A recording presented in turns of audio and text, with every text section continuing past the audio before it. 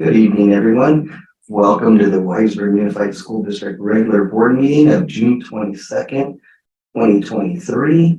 I'm calling this meeting to order at 5:01 p.m. Wendy, do we have any comments on closed session items? We do not have any public comment.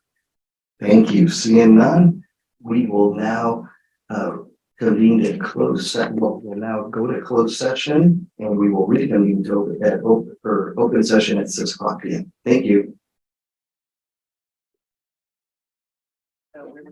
Good evening, everyone. Welcome to the Weisberg Unified School District regular board meeting of June 22nd, 2023. I'm calling this meeting over at 6:03 p.m. So tonight we have a relatively short agenda. We have a public hearing on the district's LCAP and also the district's budget. We have 3 special presentations tonight. First presentation is from Dr. Eileen Hartbeck on invention conventions. Second presentation will be from Site Logic, writing a solar feasibilities assessment for our district. And the third presentation will be by NAZ, a program bond update, Measure EE program update. With that, Wendy, could you please take roll call? I'm here. Dr. Goldman, Here. Mr. Ben Willis is absent.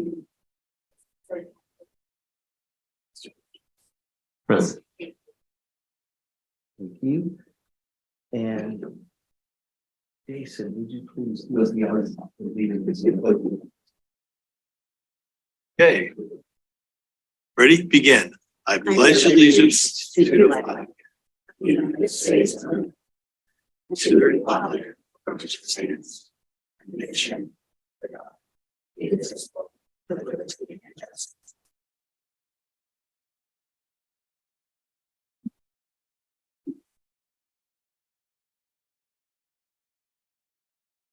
Right. We have no action items to report from closed session tonight. And now we move to the adoption of the agenda. Do I have a motion? Thank you, Joanne. Thank you, Neil. All in favor? Aye. Fantastic. Blake, I'll turn it over to you now for a public hearing. Sure. We, prior to the board adopting our district LCAP and district budget, we actually have a hearing today. Voice wasn't loud enough. Pass. And just in preparation for bringing to the board the 2 major documents that we'll bring on Monday morning at 8 a.m. Our budget for next year, as well as our district LCAP, we need to hold public hearings. So we are going to hold those public hearings. Eileen will give a little bit of an intro and presentation to follow. Good evening. Eileen, I'm sorry, just to clarify, and then Jason, you'll follow up right after with your budget presentation. Is that correct? Great. Okay. We're going to go ahead and just put the presentation. I've never had this big a crowd for an LCAP, and I thank you all for being here on my behalf. So the local control accountability plan is a 3-year plan that describes the goals, actions, services, and expenditures that support all of our student outcomes here in the district. They also address our state and local priorities.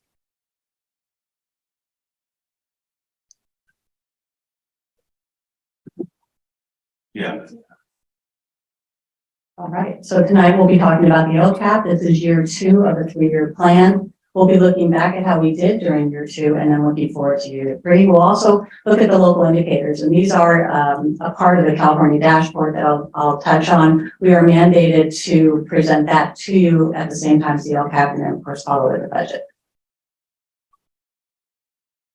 So the LCAP is put together in a certain order. We begin with our what's called the BOP, or the budget overview for parents, with Dr. Hasty will present that later. We also have a plan summary, kind of gives you a synopsis.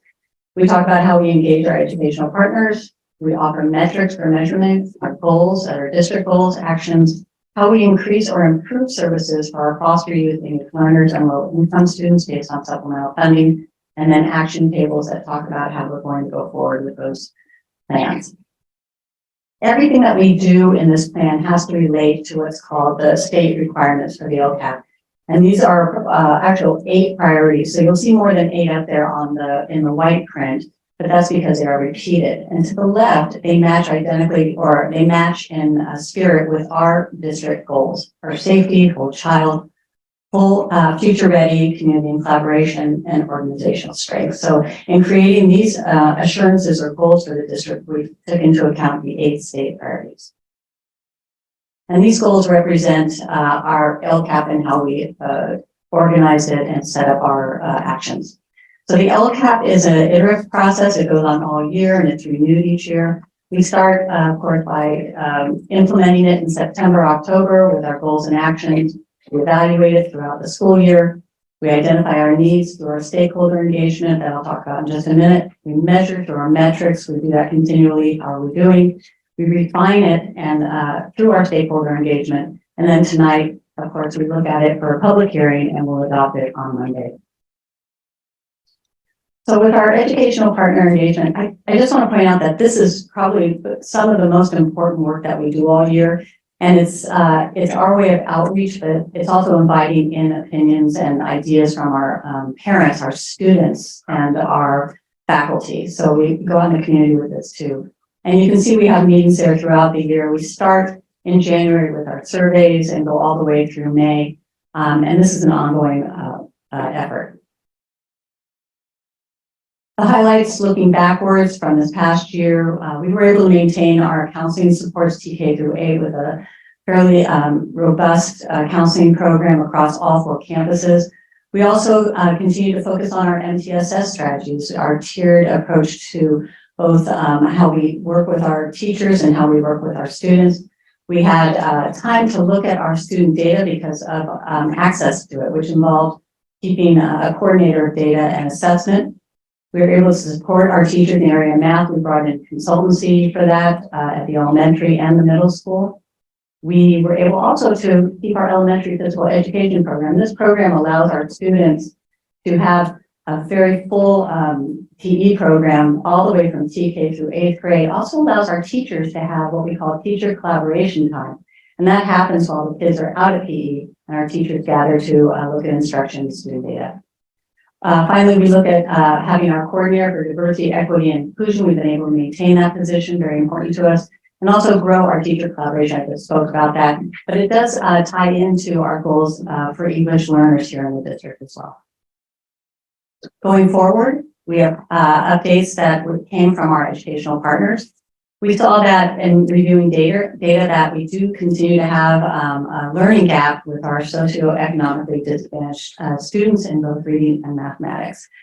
In addressing this, we've created a brand new position next year, an elementary math specialist. It's been included in the LCAP. We've completed the adoption process for next year. We will complete it for a new math curriculum resource. We started that process this year with a math committee second semester. We'll continue that next year.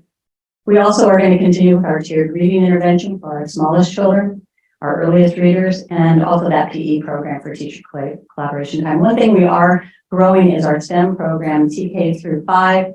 You're going to see great things happening there with robotics and great plans going on there for STEM in our elementary schools.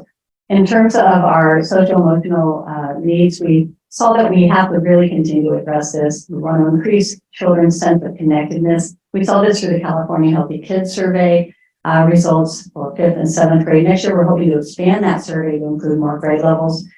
This allowed us to identify the need to continue funding for counselors and also to support those positive behavior support teams on campus by creating more airspace for them to meet and plan for their students. And finally, we want to increase that family caregiver engagement and partnership. You know, as much as we know everybody enjoys clicking on websites and looking at things, we really want to get more feedback. So we're going to go a little differently with surveys and how we open up our meetings for the LCAP next year. And I'll talk about that in a minute. So future planning, this is year 2 we just finished. We're going into our year 3. And that means around January, we'll have an update for the board that will pretty much close out this LCAP. And then we'll also simultaneously be creating our new LCAP, our new 3-year LCAP. So we're going to shift our family survey a little bit. We're going to align it with the student survey, the California Healthy Kids Survey. This year, we were able to do that with the staff. We used the California Healthy Kids Survey for staff. And we're going to align that along with the parents and students so we understand where everybody is with these questions. Our data is just terrific. And anybody gets to see that's online too, California Healthy Kids Survey. We're also going to increase our educational partner participation by having goal-centered meetings at the school sites where parents can come and talk about safety, or they can come and talk about future-ready needs of their children. Instead of having more of a smaller committee, we're going to go a little bigger. And we're also going to continue the smaller, more personal meetings with PTAs and our famous student focus group at Dana Middle School, which is always very eye-opening. So that's our LCAP for the year. Local indicators, again, we are asked to bring that to you. This is not part of our LCAP, and it is not it's a non-consent item tonight, but it's something that every school district and charter school is required to do. It has us look at our own data and then remark on it. So again, very similar focus areas for this: basic services, which has to do with textbooks, adequate facilities, implementation of state standards has to do with how we bring forward those standards. And that ties into PD and how we offer teachers a chance to continually grow in that area. Parent engagement, are we seeking input? Are we doing a great job with our parent participation, school climate? How are the perceptions? And that's a California Healthy Kids Survey again. And then access to a broad course of study, that really is more of a high school focus area. It has to do with the A through G requirements or pre-college, college-bound requirements. But we do look at that seriously. We make sure that every child in our district has access to music, PE, and all classes. And then this is the dashboard. This is where the local indicators live. If you haven't been on the California dashboard, do take time to do it. I have the website there at the bottom. It's very interesting. It's more specific information, not just about test scores, but you can see student populations, you can see chronic absenteeism, suspension rates, and more. It's all there. Now, if you go on now, you'll be looking at last year's data. This data actually doesn't come, we don't submit the local indicators until September, and then it comes live around October. When you see each of those, and I think I explained each standard net, that doesn't mean that we hit a bar. It simply means we went through the process of reflecting on these areas. And so when you click on there, you would see a narrative from our district about how we did in each of those areas. And that's the local indicators. So tonight's our public hearing. Next, we'll have the board approval on Monday, and then we do send in the LCAP and the budget. And I'm going to go ahead and give it to Dr. Hastings. Eileen, I think before we do that, we'd open a public hearing Oh, I'm so sorry. for the LCAP, and then we'll move to the district budget and then open that public hearing.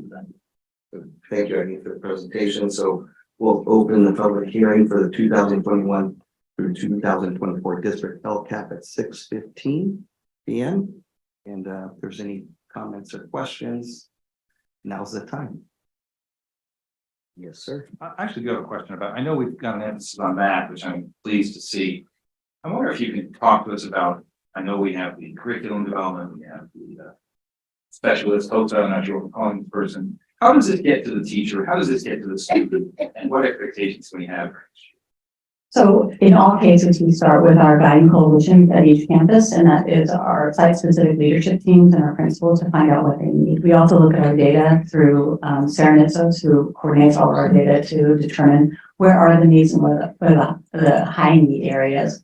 So by bringing in a specialist, someone who has the experience in this, and I just want to point out these are very difficult positions to fill for mathematics, but this specialist will be dedicated to strictly TK through 5. So she'll be working with the teachers during that teacher collaboration time, be coaching in the classroom. She runs the math committee, and she'll be spearheading the adoption of the new curriculum for our math department, all based on teacher input. Is it fair to say there's appreciation by the teachers for the emphasis on this in the coming year? I would say yes, all teachers are very interested. We had great turnout this math committee, terrific input from them. It's also high interest with our staff. So we are looking forward to, and the middle school as well is bringing in Core Learning, which is a consultancy group to work with their teachers, just about 6 teachers there. So a smaller need in terms of how you bring in a support coach. I know dollars have been tight. Appreciate the focus. Thank you. Thank you. I just want to make a comment. Do things, Eileen. You take material that could be incomprehensible and make it comprehensible. So thank you very much for that. And not only do you make the information comprehensible, but why it's important to our district. So really thank you for how you approach giving us information. Really appreciate that. Happened to hear a report recently, and you hear everything about education, and you can hear good news and bad news for a lot of different disciplines and way things are presented. But it was interesting that this information, and I can't quote the study, but it had to do with online learning and sort of versus, if you want to call it that, in classroom learning, and how much our kids are already on screens and how much we may depend on computers for in classroom learning to the extent that there's less interaction, personal interaction, either with other children or with the classroom teacher, themselves. So do we, in the LCAP, does any of that come up, or how is in classroom versus, sort of the personal instruction, I'll call it that, as opposed to the screen learning? So personalized instruction is key to what we do, and I think that's why you're seeing such our teachers embrace the workshop model. That has to do with writers' workshops, CGI, hands-on science activities, STEM activities. These are all free of computer time, I can only say that, where teachers are instituting manipulatives with their students. It's also a growing voice and choice for students, where they have to make their own decisions, explain their learning. These are all things you can't do on a computer. So I think the emphasis there, and it's not just in elementary, it's all the way through middle school. You're seeing growth in that area, and kids I think really are appreciative of it. They're having more fun with it probably than sitting by themselves with the program. I would argue too that the addition of PE and music instruction for all students TK to 5 has been a big help for that as well. Although it's limited, either to 1 or 2 days a week, so it does offer that outlet. I really appreciate that, because we have to have some combination of both, of course, and it is important that we talk about that and that we pay attention, I think, to that sort of division of how instruction is actually handled and how learning is actually handled. And I appreciate that you're doing that. Thank you. Do we have any comments or questions from the public or from anyone possibly joining us online, Wendy?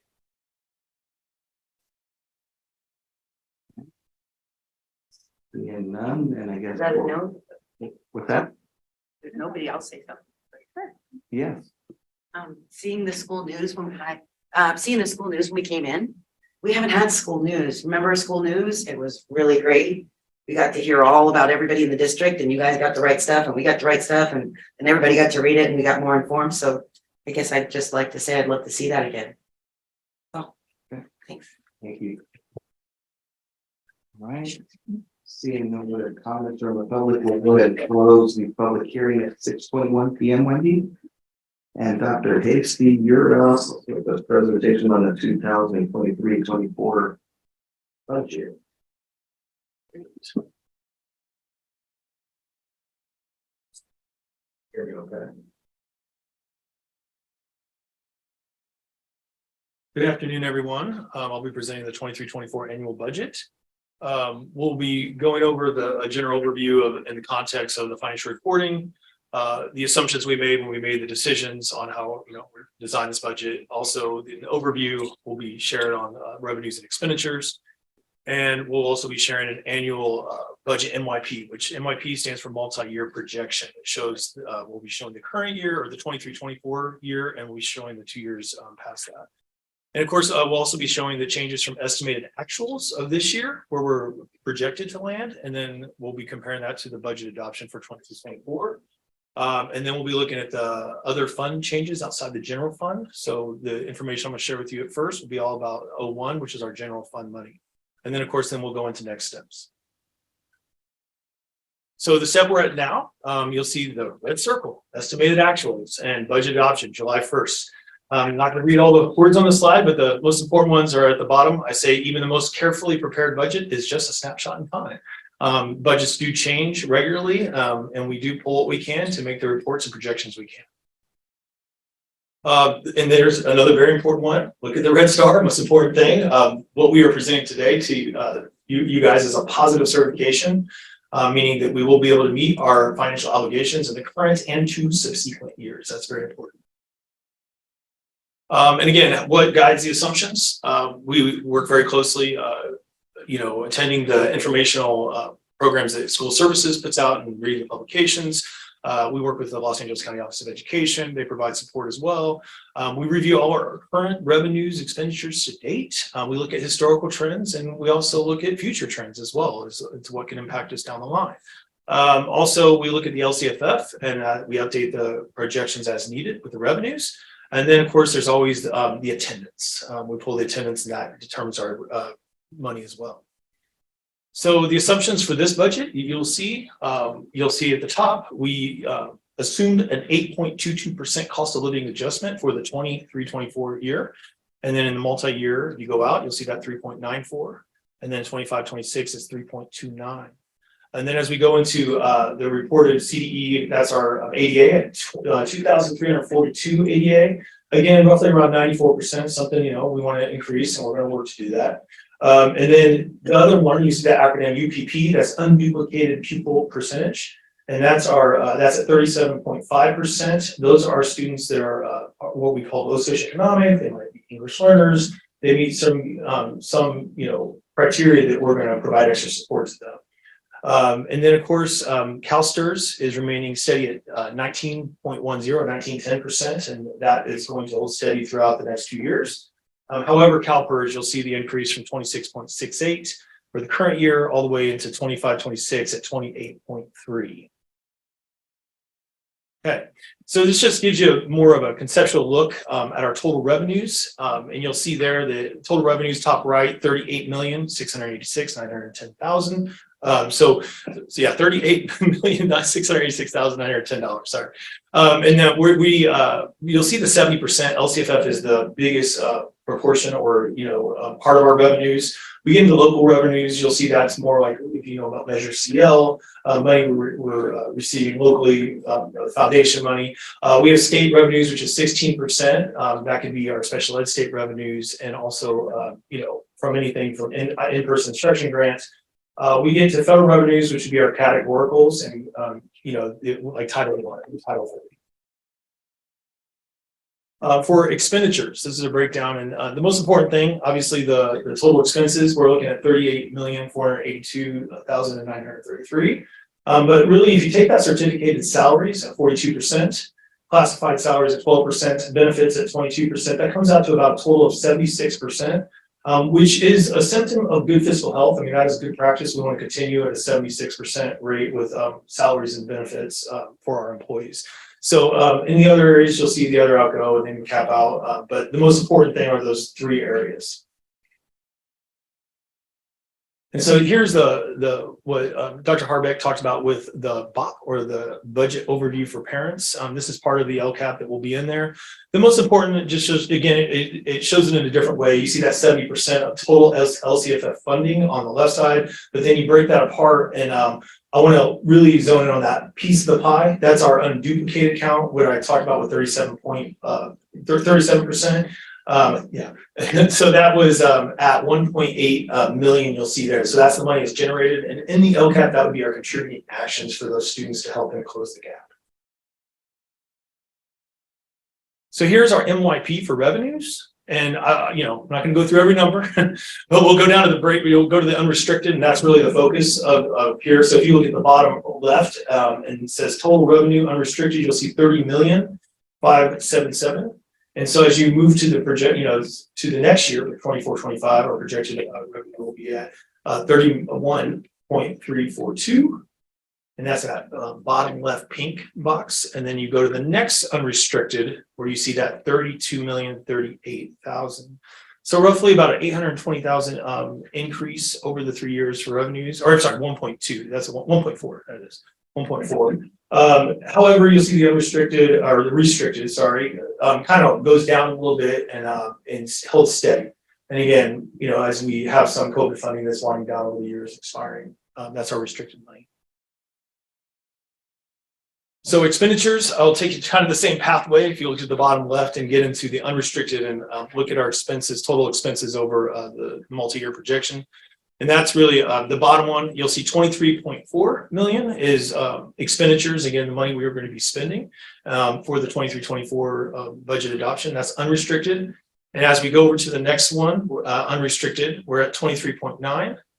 And then you go to the next 25-26, where you see that 24.289. And again, that's that about $820, I think, $1,000 of increased expenditures over the 3-year time. And really, we focus on the unrestricted because that definitely shows the true fiscal health of our district. Okay. Fund balance. So important slide here. Just to kind of give some basic definitions, we got our surplus deficit. That is those 2 slides I showed. So if you take the total revenues, subtract the total expenditures, you would come out with 7.1 million. That's that top left number. And of course, our unrestricted, you'll see a negative number. And so that means that, what we're doing, we're spending more than we need, for unrestricted. So what we have to do then is take money from our unrestricted over to our restricted to cover that deficit. And so that would be called, and I'll go down to the next line, and that's our contribution. And I also combine that with the other in and out. And I'll explain what that is. The contribution with that 7.8 makes up about 1.1, for example, is our routine restricted maintenance. We have about another 4.3 or so that would be our around 3 million for SPED, which so we get money for SPED, but we have expenditures that go with the money, we go over the money we receive, so we have to pay the difference. And so we bring that money over, and that's why you see that 7.8, we bring that over what we can. However, there's a $205,000 there. I want to point that out across the line. That is an assumption, and that's for our enterprise program, the preschool program. We did, and we do have plans. We did increase the tuition there for starting July 1. However, we can't assume that until it's realized. So we have to assume that we're going to maintain this until we realize it. So hopefully, as we move forward into the next year, we'll see that decrease. Okay, so that contribution though, it's not dollar for dollar, it's a statutory requirement that we move dollars out of our unrestricted for routine restricted maintenance and for IDEA funds. Correct. Yes. And then I want to get down to really the highlighted portion of the 3% reserve, and this is the most critical piece. This is our statutory requirement that we maintain a 3% reserve. It gives us our certificated status, if you will. So you'll see that goes from 1.16 all the way to the 1.17, which is good. The leftover is what is left at the bottom line, and so for the 23-24 budget, you'll see the 1,038,000. And as we go into next year, that will be dropping to 387,000. And then we get down to 8,711. One thing I would note about this, I mean, as low as that is going, we do have about a 10.9% reserve this year when you count our other funds. That would be Fund 17 and I believe 20. And so there's something to be said for that. Also, we're not at closing yet. So not that it's going to be a major change, but we're not at closing yet. So we could have some changes that will affect that bottom line there. And then, of course, we're also exploring other options. We talked, redevelopment agency funding. We have some restricted money that we're looking at how we can better utilize that to support our overall fund balance. Okay. Here's a comparison from estimated actuals. And again, where we're estimating we're going to end up at the end of the year. And then comparing it to the adopted budget. So won't go line for line, but you'll see we have a surplus or a difference, a positive of 1.7 because of that 8.22% COLA increase. And as we go down, some of these things are explanatory with Federal Reserve. You'll see the reduction of COVID revenue and categorical. I can go down to the expenditures. I mean, we've had some reduction of positions with restricted funding has wound down. And then we get into really the total surplus and deficit where we're seeing that negative 1.7. But again, we've had expiration of the one-time funding. The other thing too to note is the reduction. We had roughly a 32% reduction in the arts instruction grant, and we had a 50% reduction in the LREBG, which is the Learning Recovery Emergency Block Grant. So things, that may change by the time the budget's signed, but that's where we're at this point. Want to stop it for? Oh, okay.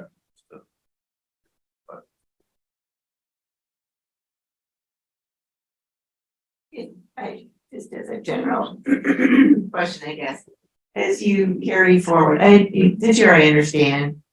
As you carry forward into the next year and then the year after that, what are sort of generally your assumptions? The COLA is part of the assumption, and the COLA definition is from what? That comes down from it came from the May revise. We see that, Okay, so yeah. it's the governor's budget. Yes, Okay, or the proposed, yes. the likely budget for those timeframes. Okay. Are there any other big assumptions or percentages you use to go from year to year? I mean, those are the main ones, and then Yeah. the benefits, Okay. and again, the ADA, I mean, attendance is a. Oh, yes. Yeah, so let me see, I'll get back there really quickly. I know we had talked about doing whatever we can to grow ADA because we're down 3% from prior to COVID, which is $750,000 and material. Yep. I know we talked about you're working on a plan. Do we have a plan to address that? Well, I mean, part of that plan is, we've been working with our principals on outreach to families. I mean, the biggest thing that we found coming back from COVID is just large number of absences, and some of that we just can't control. We did see a little bit of, we hope that next year will bring a different, reality, but we have also talked to our principals about, outreach to families and just, providing connections with the families so that families feel more comfortable sending their kids to school. We had some students that were, probably more than ever showing some fear of being at school. As we're sort of dealing with that, I think after, going into this third year, I guess, kind of beyond COVID, or second year, kind of beyond, I don't know what year we are beyond COVID, but if we're even beyond COVID. But wherever we are, definitely wanted to make those connections and have our principals and counselors work with families individually to just have, to see what the issues may be. So it's really a touch point between us and now. Totally respect and want health to be foremost and first and foremost with students and their families, and if there's ways that we can help you come to school, it makes a difference for everybody. The other thing I just wanted to mention for the benefit of folks who are listening online and folks who are here, that when we talk about restricted and unrestricted funds, some of the requirements that we have to meet as a school district are that we have programs that are mandated by the federal government that the federal government does not completely fund. So even though we must abide by those mandates and provide a particular education or a particular form of learning or a particular support to families in the district, that funding has to come from our general fund. And so when you see that we're moving money from what's called unrestricted to restricted, we're not playing hokey pokey with the money. We're funding programs that are mandated and that are important to our families and to our district. So we throw a lot of terms around here. Those of us at the table are pretty used to it. Jason, of course, is a pro. So I want you to understand that the terminology is applicable in the jargon of what we're doing, but we're not playing with the public funds. We're applying them as they need to be applied by law. So anyway, I want to say that. I Yeah. really appreciate that. Jason, quick question I had. So with regards to the COLA increase, you mentioned that it's based off the May revise, right?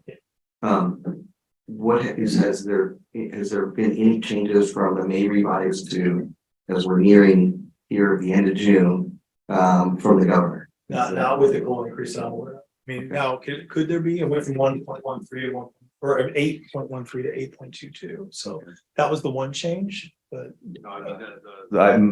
It's basically being almost confirmed that it's gonna stay 8.22%. In the past, we're always, Yeah. so, okay, and then the next question is, as we're forecasting for the outer years, I've seen that our biggest increase has been in terms of now, when I look at expenses, is inflation. And are we factoring that into our outer years? Yeah. Okay, Yes. and what kind of inflation percentage are we? I want to say it was about 10% or something. We're 10% for next year. Is that what we're kind of carrying for the outer years, or? I can't confirm that right now. I think Okay. because we had this big jump for this year, and then we always have a COLA. So, I mean, this jump was unprecedented. Right. So Yeah, I'll confirm, but I'm pretty sure we're staying flat with the 10%. Okay.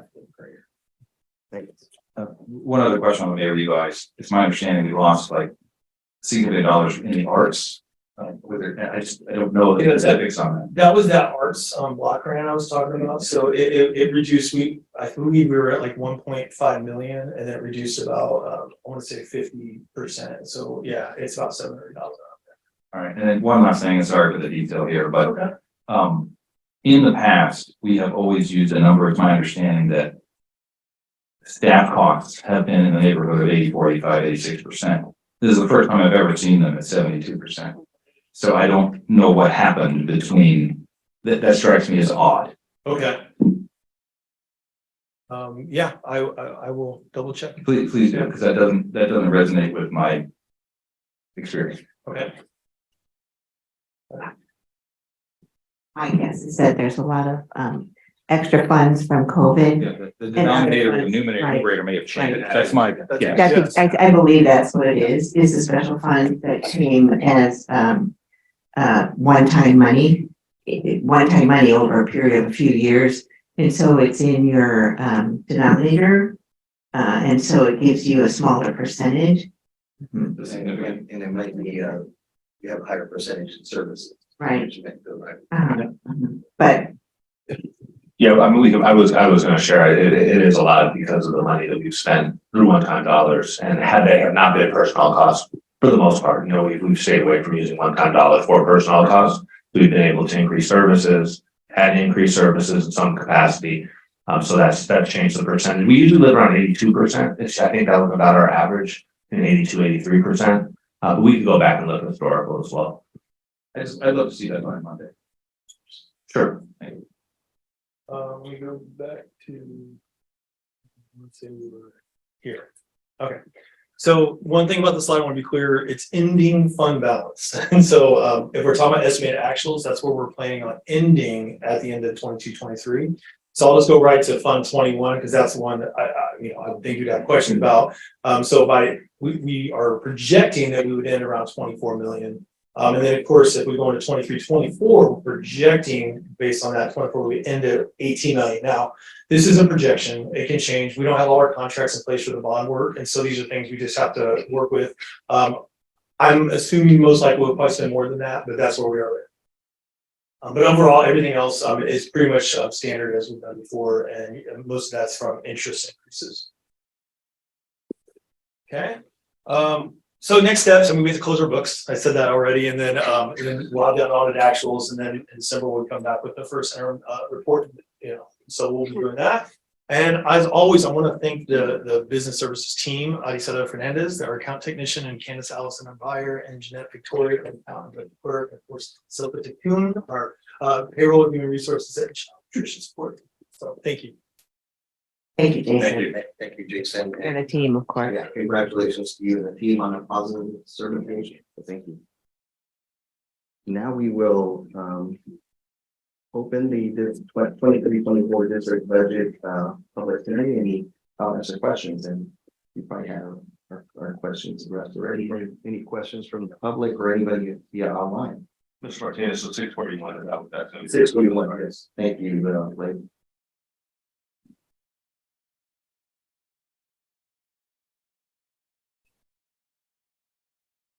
You did a great job on the budget, Jason. Thanks. I know that all of you have committed it to memory as well. So, again, no comments or questions. I think we'll close at 6:42. Yeah, we got a whole lot.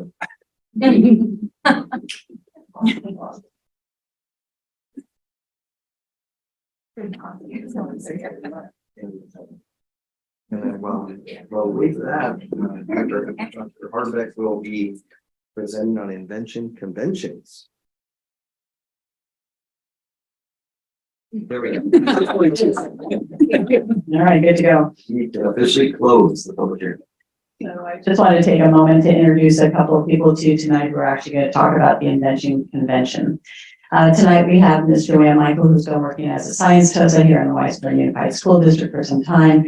And she, of course, spearheaded this, so I'd asked her to come tonight and speak. So thank you, Joanne, for being here. And also we have Jennifer Jennifer Nolte, and most importantly, Emma, who is here tonight as well. Emma, do you have other family here too? Do I see somebody? Yes, you have a cheering section. Okay, so Emma, I'm so glad you're here, and we're gonna go ahead and invite Joanne up.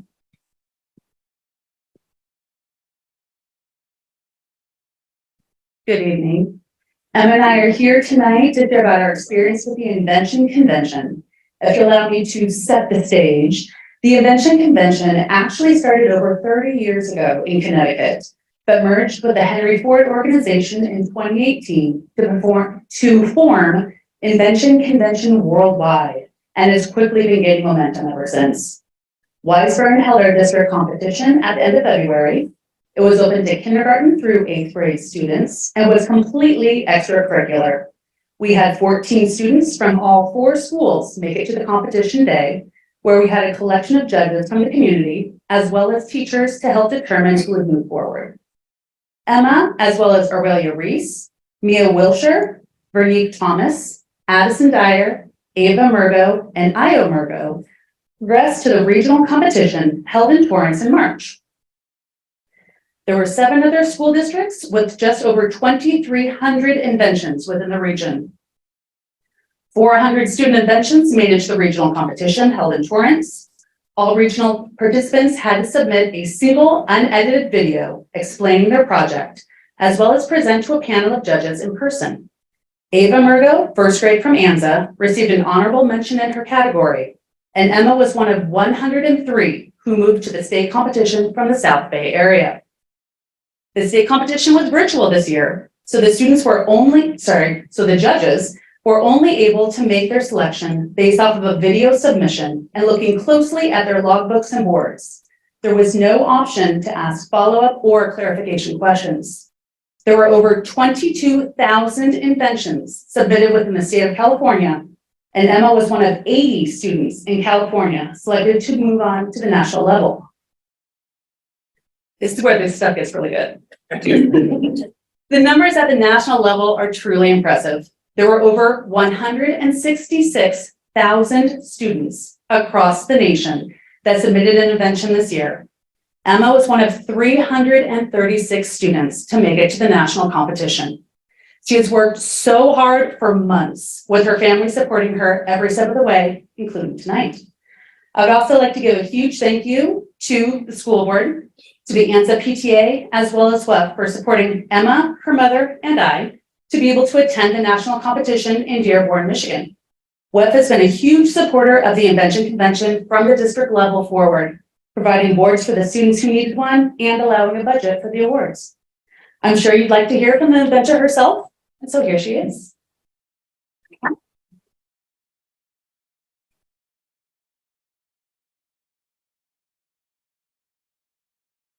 She has her board. We're trying to figure out the best place. Okay. Can you put it up here? Okay. And they can see it on.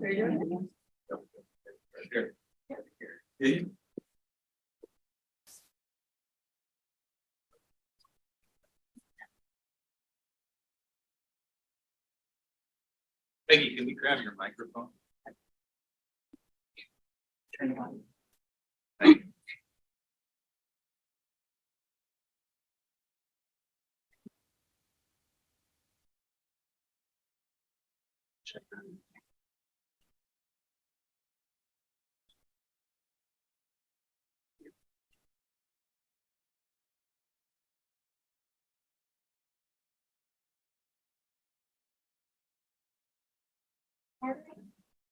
There you go. My name is Emma Nolte. I'm in 5th grade and I go to 1 Anza Elementary School. I invented the cookie shipping container to solve my problem of not being able to ship my cookies across the country without them breaking. I needed to ship my cookies across the country for my cookie baking business, which had orders from Ohio, Hawaii, and South Carolina. I needed to make sure that my cookie box held 1 dozen cookies and was recyclable.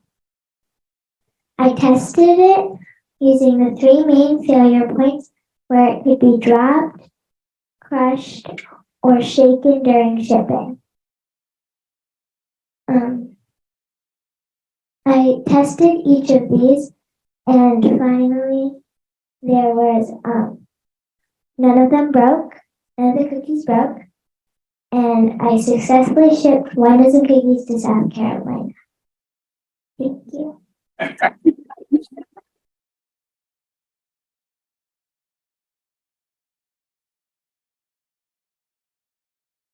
You have any questions for her? What kind of cookies were you shipping? I was shipping, sugar cookies.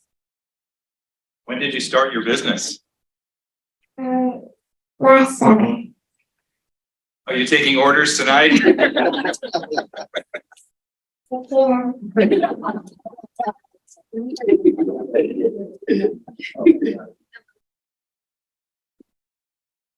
Tell us about your board a little bit. What's happening there?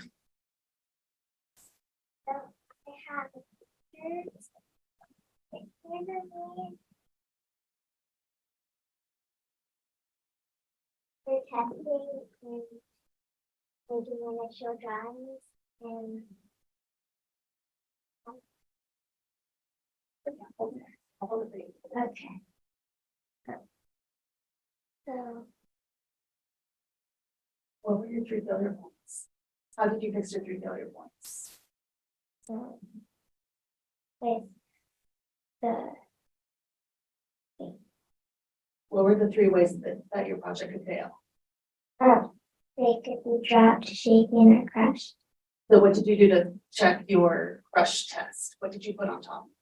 I put 7 bricks from my grandpa's backyard that weighed 30 pounds each. And how did you fix the shake test? Using my grandpa's metronome, And how did you test the drum test? I dropped it from 3 to 4 to 5 feet on the bottom, the edge, and the end. You did a lot of innovations and tests. How did you make the product, your shipping container, did you say biodegradable?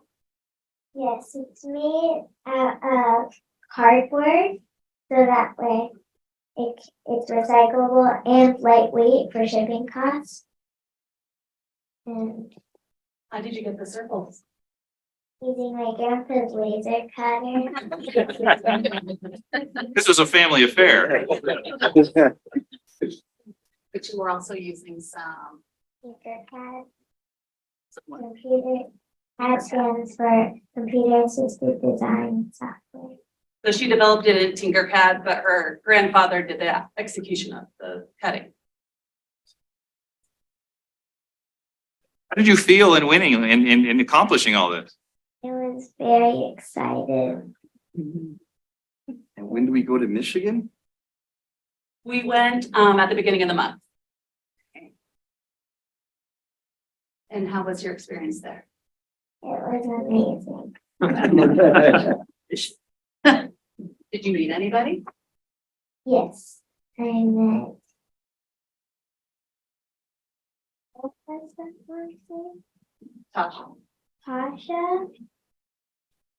And then what was Dr. Roy Cooper, Dr. Roy Cooper? as well as inventors. Who was in your panel? Who was in your pod, your judging pod? What state were they all from? California. So she met some friends while she was there that some of them actually are in South Bay. So hopefully we can continue the collaboration. Go see the box? You want a cookie, Nelson? I know. Show them the cushion.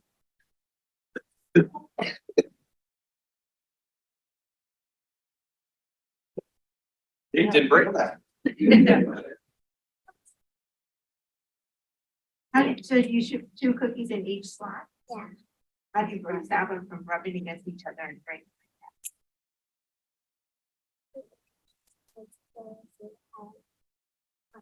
So these are all recycled.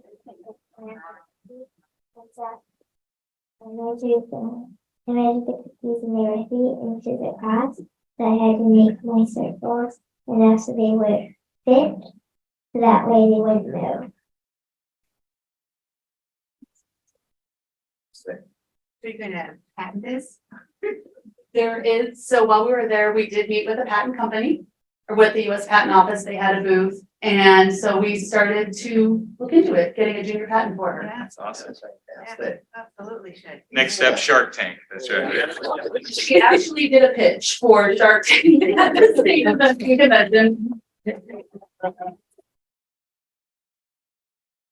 We'll be finding out the results of that relatively soon.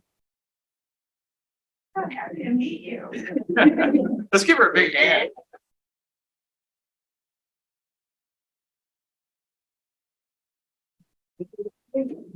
All right.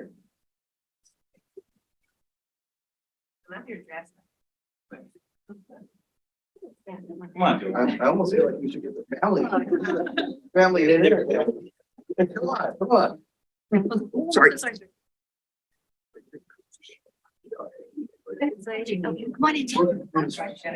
Mom. Grandpa Sorry, Grandpa, you too. You should be in there too, Grandpa. Come on. needs to be in there. This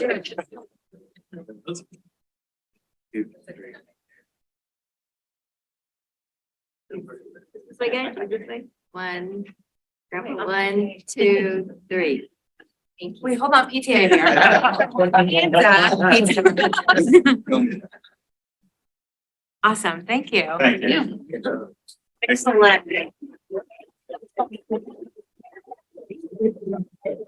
My,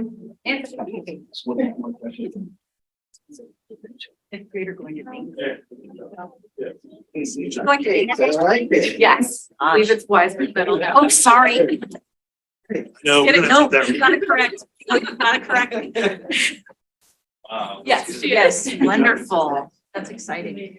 That's not the top 1%, that's the top tenths of 1% to make it. That's incredible. Can I say just one thing? Just really appreciate, So the people at home there, probably, this is one of those times you're really glad this is recorded, right? I just wanted to say thank you to the board and to PTA and to WEF for their support throughout this entire thing. So thank you so much. And also for Joanne. She's been amazing and we could not have even been in this position without her being here. And so we're just incredibly thankful. Thank you.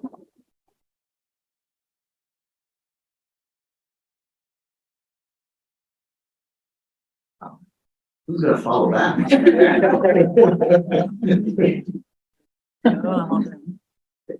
Hey, well, I think it's very appropriate to go to public comments on non-agenda items this time.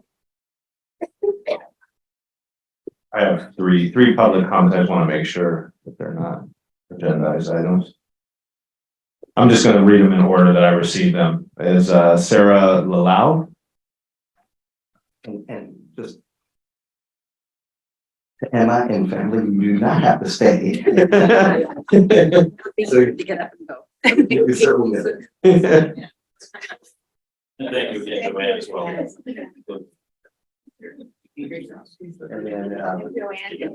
then, thank you, Joanne, as well. Thank you. Congratulations, Emma, and the family. Just before we get started with public comments, just a friendly reminder. You're allowed 3 minutes to speak, each speaker to address the board for a total of 20 minutes.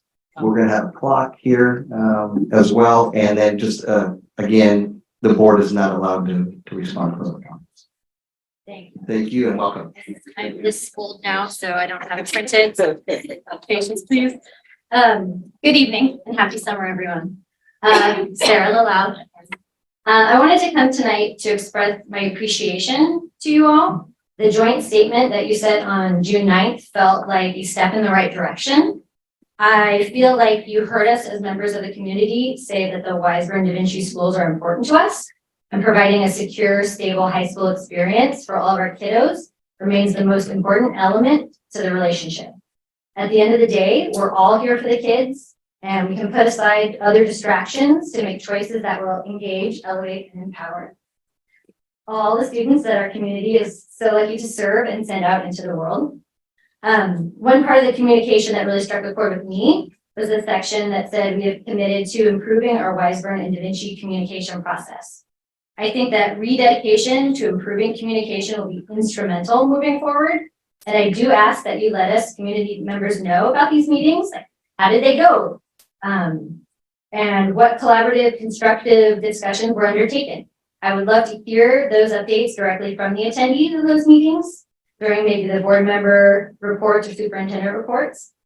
The joint letter also brings me to a potential oversight on the Wiseburn Unified website. There is a lack of clarity and confusion in the public facing page devoted to the district operated high school. In the box highlighted latest update, the information is dated May 23rd. On June 8th, we sent out the joint communication stating Wiseburn had withdrawn the notice of termination of the facility use agreement on May 9th. However, the May 23rd FAQ still reads that due to an impasse over the terms of the FUA, we made the decision to terminate effective July 1st, 2023. And that you'll be offering DB schools a license agreement like the one at the Bel Air site. But in your joint statement, you say that the community can remain confident in the continued presence of the DB schools at 201 North Douglas because you've withdrawn the notice of termination. For any new families visiting the district site or looking at enrolling at the high school, this would be very confusing. I do request that that page be updated. But again, the most important part, thank you to the board to recommitting to keeping those lines of communication open and forthright. And when we do what is best for the kids, we do what's best for our community. Thank you.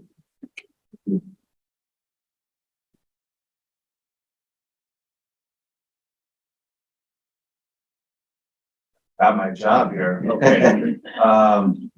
Grace Bader, is that correct? Sorry. Thanks.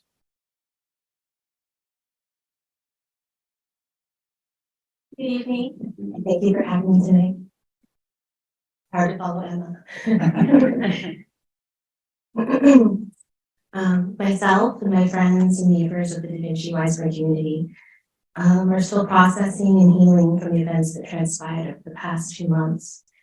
And although we are so very, very grateful and relieved that the termination of the 4-year lease has been stopped, we are now even more concerned that something like this may happen again. We look to you, the Wiseburn board, to truly represent us and to act in the best interests of our community and our children. We place our trust in you that something like this will not happen again. The Da Vinci Wiseburn community, which includes not only Wiseburn, but many more communities, are asking that going forward, there is open communication and transparency. These are elemental and imperative for us to move forward. Thank you.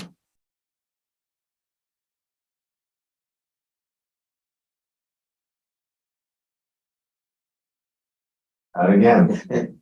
Okay, Matt Wonder. Okay, Matt Wonder.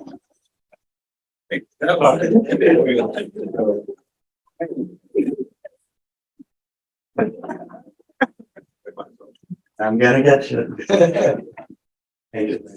Actually, my comments tonight are to express gratitude again. So I made some prepared comments because I'm not Emma. So wanted to thank Dr. Silvers, his leadership, the board's leadership, in going through a challenging time in which I think we end up stronger together, and it reaffirms our partnership. I think regardless of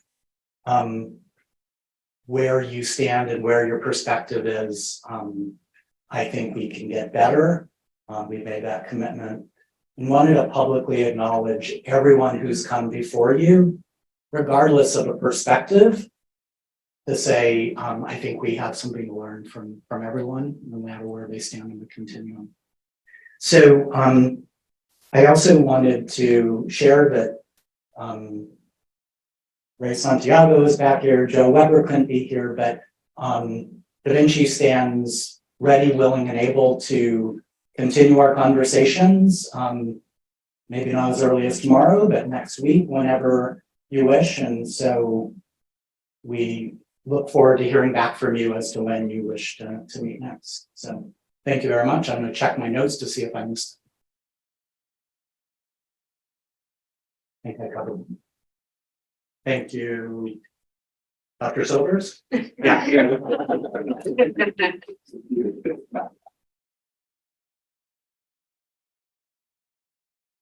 That's all I have. So I mean, we may want to just check and see if there's another, or someone online. Any questions?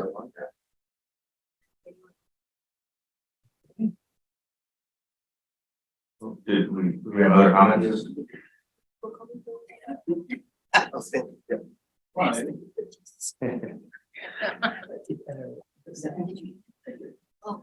To the form. Okay, I don't have a copy of what I submitted. Good evening, board, Eddie Rand, for those of you who don't know me.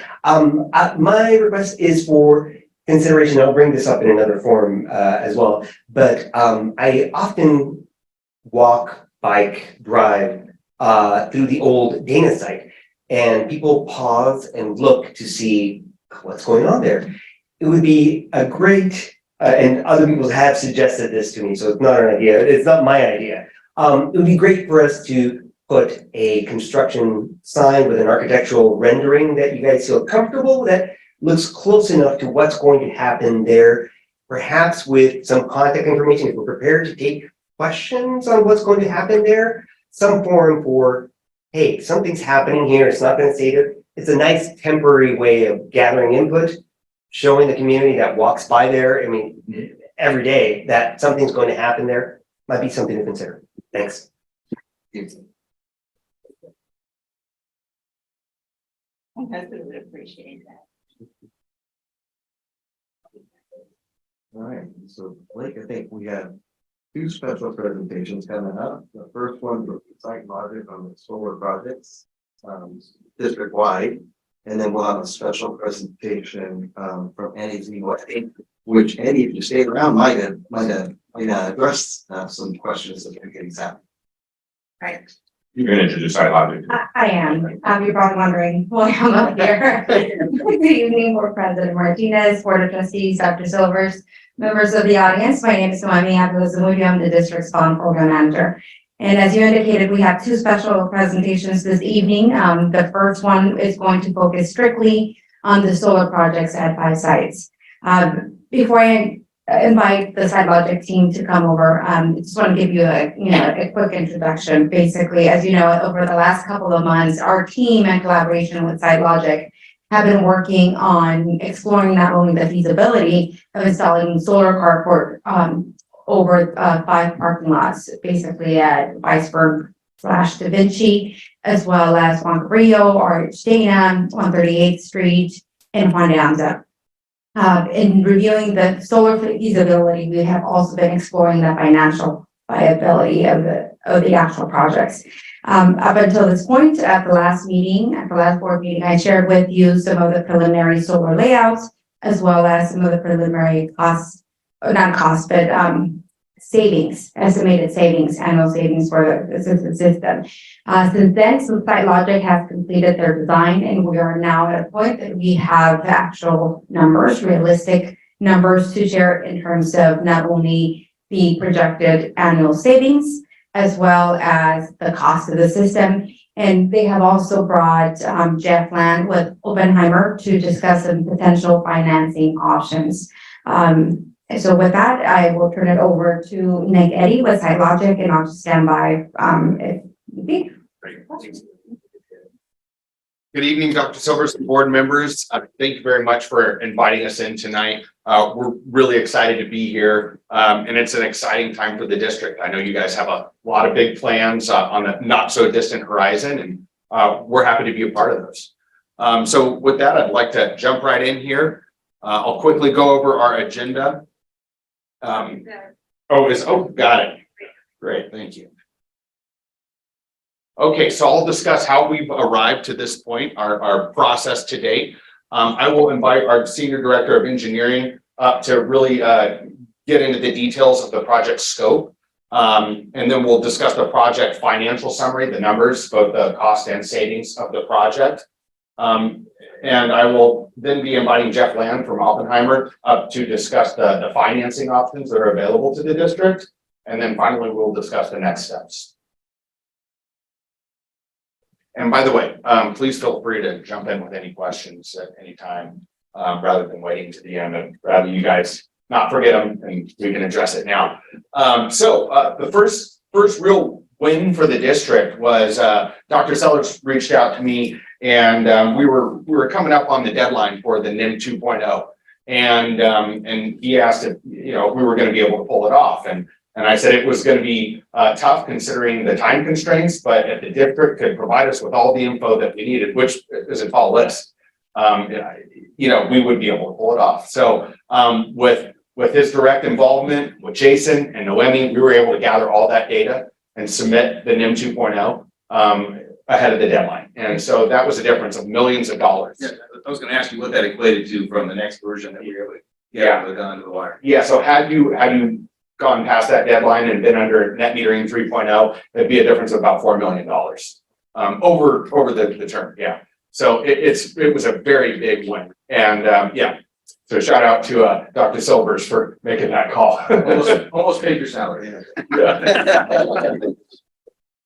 So from there, we continued to develop the project. We walked contractors, did detailed site walks, gathered even more data and information, and really developed the design. So we had to submit the 50% designs as part of the net metering requirements, but we've now completed those designs. So we do have the final scope as well as the final pricing, which I'll be discussing here. We presented that to cabinet. I know you've seen a lot of these slides before, but that'll be new information for the board. And then, of course, we're the program update with the board, and that's what we're here doing today. So quickly, I know you've seen this slide. There have been just a couple of changes, and we highlighted those, and those are the offset changes. Both of these were reduced for a couple different reasons, which we'll go into in a little more detail as we focus on each site. But what I can tell you is that the reduction was either caused due to efficiencies, economies of scale, those sort of considerations, cost savings evaluation, or due to array placement and easement issues where it was not feasible to have the array placed where it was. Aside from that, nothing has changed from when you saw this last time. But any questions as you're reviewing it? The only other thing that I want to point out is that at the last meeting, we had not introduced the option for battery storage. In this case, we've added that column at the end, you can see, which increased the annual savings significantly, by almost $100,000. Even though we reduced the offset of those two sites, as you can see, the ones that are highlighted, what I had presented as preliminary numbers was $565,000. So it's still higher than the original number. I feel like Noemi, I should just keep her here because that was a really important point. So yeah, by implementing the battery storage, the energy storage, yeah, we increased the savings about a little over $3 million over the lifespan of that equipment. So yeah, that's a very important note. So quick question that I have is this all for solar parking arrays? Yes, it is. Well, solar and battery. So the green column, as you mentioned, is going to be your solar plus battery. Okay. Whereas the numbers we had presented to you before were solar only. Okay, so, okay. So at 138th Street, did you guys ever take a look at? We'll get to that. We actually did. All right. You're gonna show us actual physical layouts, physical design layouts. Yes, we are. Yeah. And actually, we do have renderings for all of these sites as well. However, they weren't included here, but we're happy to provide all of those as well, which really brings it to life. Okay, so I'm gonna turn it over here. Yeah, great. Thanks, Nick. Jonathan Brown, senior engineer with SiteLogic. So I'll walk through the sites, looking at this site specifically. Our focus and common theme through all the sites was canopy structures in the parking lot. It does a couple of things. First, it doesn't lock down future building sites on the campus if you want to add a building, adjust play areas or whatever. We found over the years that parking lots typically remain parking lots for several years. And this is a 30-year investment, if not longer. So we've focused on the parking lots. As Nick mentioned, we initially had an array at the north there, perpendicular to the other arrays. as we do our due diligence, walk, other engineers, structural engineers, we look at, property lines, that one just wasn't feasible. And so we've had a slight reduction since the first review of the data. The other thing that we're adding across all the sites are electric vehicle chargers. So they're getting 2 dual ports, so capable of charging 4 cars at once at all the sites. Yes, please. Did any of that, solar coverage at Vinci support the pool? No, it doesn't. It doesn't. And our understanding is the pool is a joint use facility with the city. And so we were focusing strictly on the energy usage by the district. Facility itself. Yes. And the infrastructure to take the power that's generated from the solar cells into the structures is included in your discussion. Oh, yes, most definitely. So we're taking essentially inverters are mounted high on the canopy structures. It generates at DC direct current. We go through the inverter producing alternating current, and then we land very close to the meter, which is on the backside of this building actually. And so that infrastructure is all there. And does your design, does the design show the battery placement? It does. So it's there's some movement. The rule of thumb or the guideline is to place it close to the meter where the utility Southern California Edison moves That in. bottom area there? Yes. That's it. And so we have some movement along the line. My understanding, or I know there's an emergency. Nice. All right. There's an emergency generator there, and we would co-locate the battery right next to it. And there's no emissions from the battery? There's not. Again, the best design practice is to have it outside. In all these cases, we're locating it outside. This work will be reviewed by DSA and approved. And so we'll follow the regular protocols. It will be commissioned online and the utility will sign off on it. So the dual port, sorry. No, go ahead. The dual port chargers, do we have to hire a company to manage those things? How do we charge? So that's, there are some future decisions by the board, by staff, is how do you manage, you can't give away the power. So what we've included in this program is a point of sale. So it'll be standalone. There's 2 primary companies that have, class, top tier programs. One of them is ChargePoint. But we're vendor neutral. We don't produce a product. We kind of look across the market and find the right fit. And as we're going through final design, we'll be able to bring back to the district options for that and find the best fit. And then as far as, what do you set the rate at? Is there a reward penalty? Do you want to encourage, charging? Is there idle fees? Do you want it only available to certain populations, teachers, faculty, or what have you? Those are decisions that will be made, presented to the board as we're final engineering and implementation. And just one last question. The parking lot to the west of the pool. Is there a reason you guys didn't look at that? My understanding is that may not be clear district property, and the other challenge, so there's some ownership that we thought was in play there. The other thing is it's a long run for that amount of solar that we're going to put back there. Okay. And we'll run across that in another site where it's just too little solar too far away to make it economic. Not so much ownership as much as it is use, and that the pool use or the city, I'm sorry, has exclusive use of that parking lot during pool hours. Question on the EV chargers, is it that we don't want to dedicate too much energy to those? Because if we're looking even at a minimum 20-year vision here, by 2035, and who knows if this will stay the same, but all California cars have to be electric. That seems way under. It potentially is, and what we've included is as future provisions to add additional. So we'll have EV capable sites. Okay. We're just not buying the chargers today. Was it, and just, what was the logic of two? Now, I don't question, I don't right or wrong. Just a minimum number. Okay. You know, and some of the concern is how much do you install and will they charge, you know? Again, it's very dynamic. And the question is, are people gonna charge at home than stations? The thought is that this could be a pilot for the district and that there would be provisions already put in the ground, if you will, for future if it takes off and it's potentially a revenue source for the district. Yes, Thank you. Exactly, because there is a cost factor to adding, obviously, the EV charging stations. We came up with a tentative number of 4.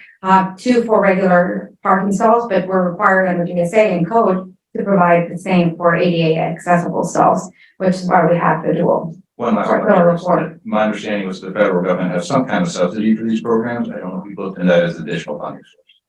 We have, and actually ongoing funding sources, whether it's grants, incentives, or even utility funding, rebates, if you will. That's a part of the program. We kind of look at all types of funding sources. It's an ongoing process. So do we have an application in now? We don't. It comes up with, how many are we going to put in, and let's go get that money for those stations. Thank you. The other question, Noemi or you folks from Logic, those parking lots are not closed off at night. So, people figure out pretty fast where there's charging stations and so on. So do we care if we have people parking there who don't belong to the district to using the charging station? Exactly. It would be through an app base. So that even though they might be able to connect their vehicle, unless they're paying for the energy, it doesn't activate the actual charging station. So it would just be parking essentially. There's our ADA issue. You gotta send your kid and then you can park. Yeah. Exactly. You can't say operation. Well, that's you could turn them off at night. So again, discourage charging. You could, turn them off, you could lock them out. There are maps that show charging stations available to people. Would these charging stations be on those sort of public maps? We have the option to Okay. list them or not. All right. Yes, next slide. We're in the weeds here, but thank you. No, this is great. These discussions need to come up, and I'm glad we're here to have this discussion. So RH Dana Middle School, again, very similar. We're focusing in the parking lots. The battery's located, I think that's on the west side, again, near the utility, where the meter is. But again, a very similar layout. And these are, again, size for the load, accounting for the electric vehicle chargers as well.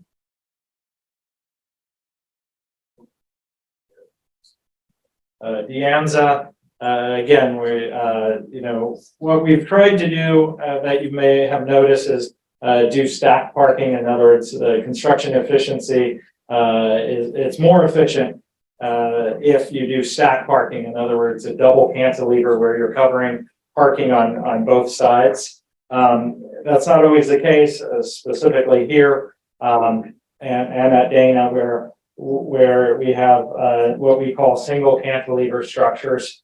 But we needed the real estate for solar, and so we've installed those. But again, because of the layout, we've been very efficient with the run back to the electrical meter.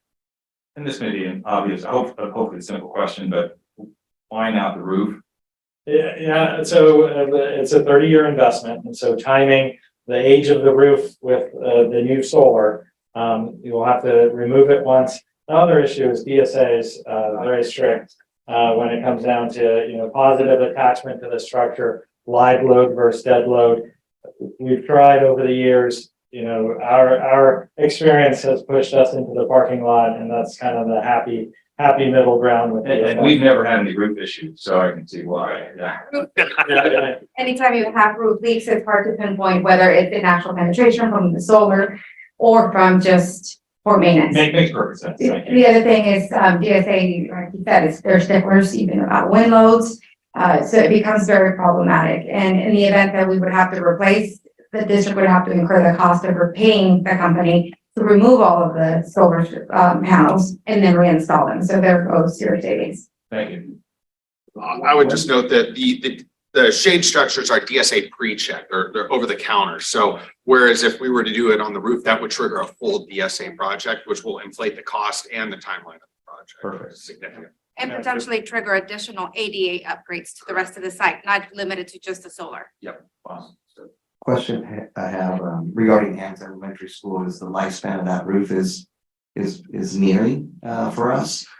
And I know that we wouldn't consider the typical solar panels because the buildings aren't designed probably from a structural standpoint, but is there any new technology today that we should consider? Because for example, I've seen in the community installing like solar tiles now and so forth that are much, that don't have that kind of weight. So should we consider any other options that are out there because new technology? The challenge is it's expensive, right? The solar tiles, the building integrated PV photovoltaic, it's expensive. And so we're juggling between, first costs, longevity, access to the sites, ease of maintenance versus, Throw DSA in the mix. exactly. Yeah, thank you. Were the solar cells also pre-approved or? It's not pre-approved, but there's a long warranty, manufacturer warranty with them. In the way, they're building blocks, almost like Legos. So, they're scalable in terms of quantities of installing. That's why we could dial in the precise size. We understand how they perform over the years. We derate the performance based on, years of data from them. And so, we have a good understanding and forecast what we're projecting out year over year for the next 30 years. So when you say 30 years, is that considered, what's the half-life of these solar cells? Well, so they, What is the percentage? so it's a 0.5% per year. So it's small. It's factored into the So in analysis. 30 years, we're at 85%. Yeah, exactly. So there's some sort of cleaning process and maintenance process. There is, so under our program, we've included that. We would very much like to maintain these for the district. It's not necessary for the program, but we like to, kind of be with the project through its life, at least the first 10 years, maybe for the whole 30, if that's the wish of the district. But the idea is we want to make sure that these systems perform. We've come here before you. We're telling us it's a great project, and we want to see that it truly is for the district. And the batteries are the same 30-year life? It's not. So the batteries are. It's not. The batteries are.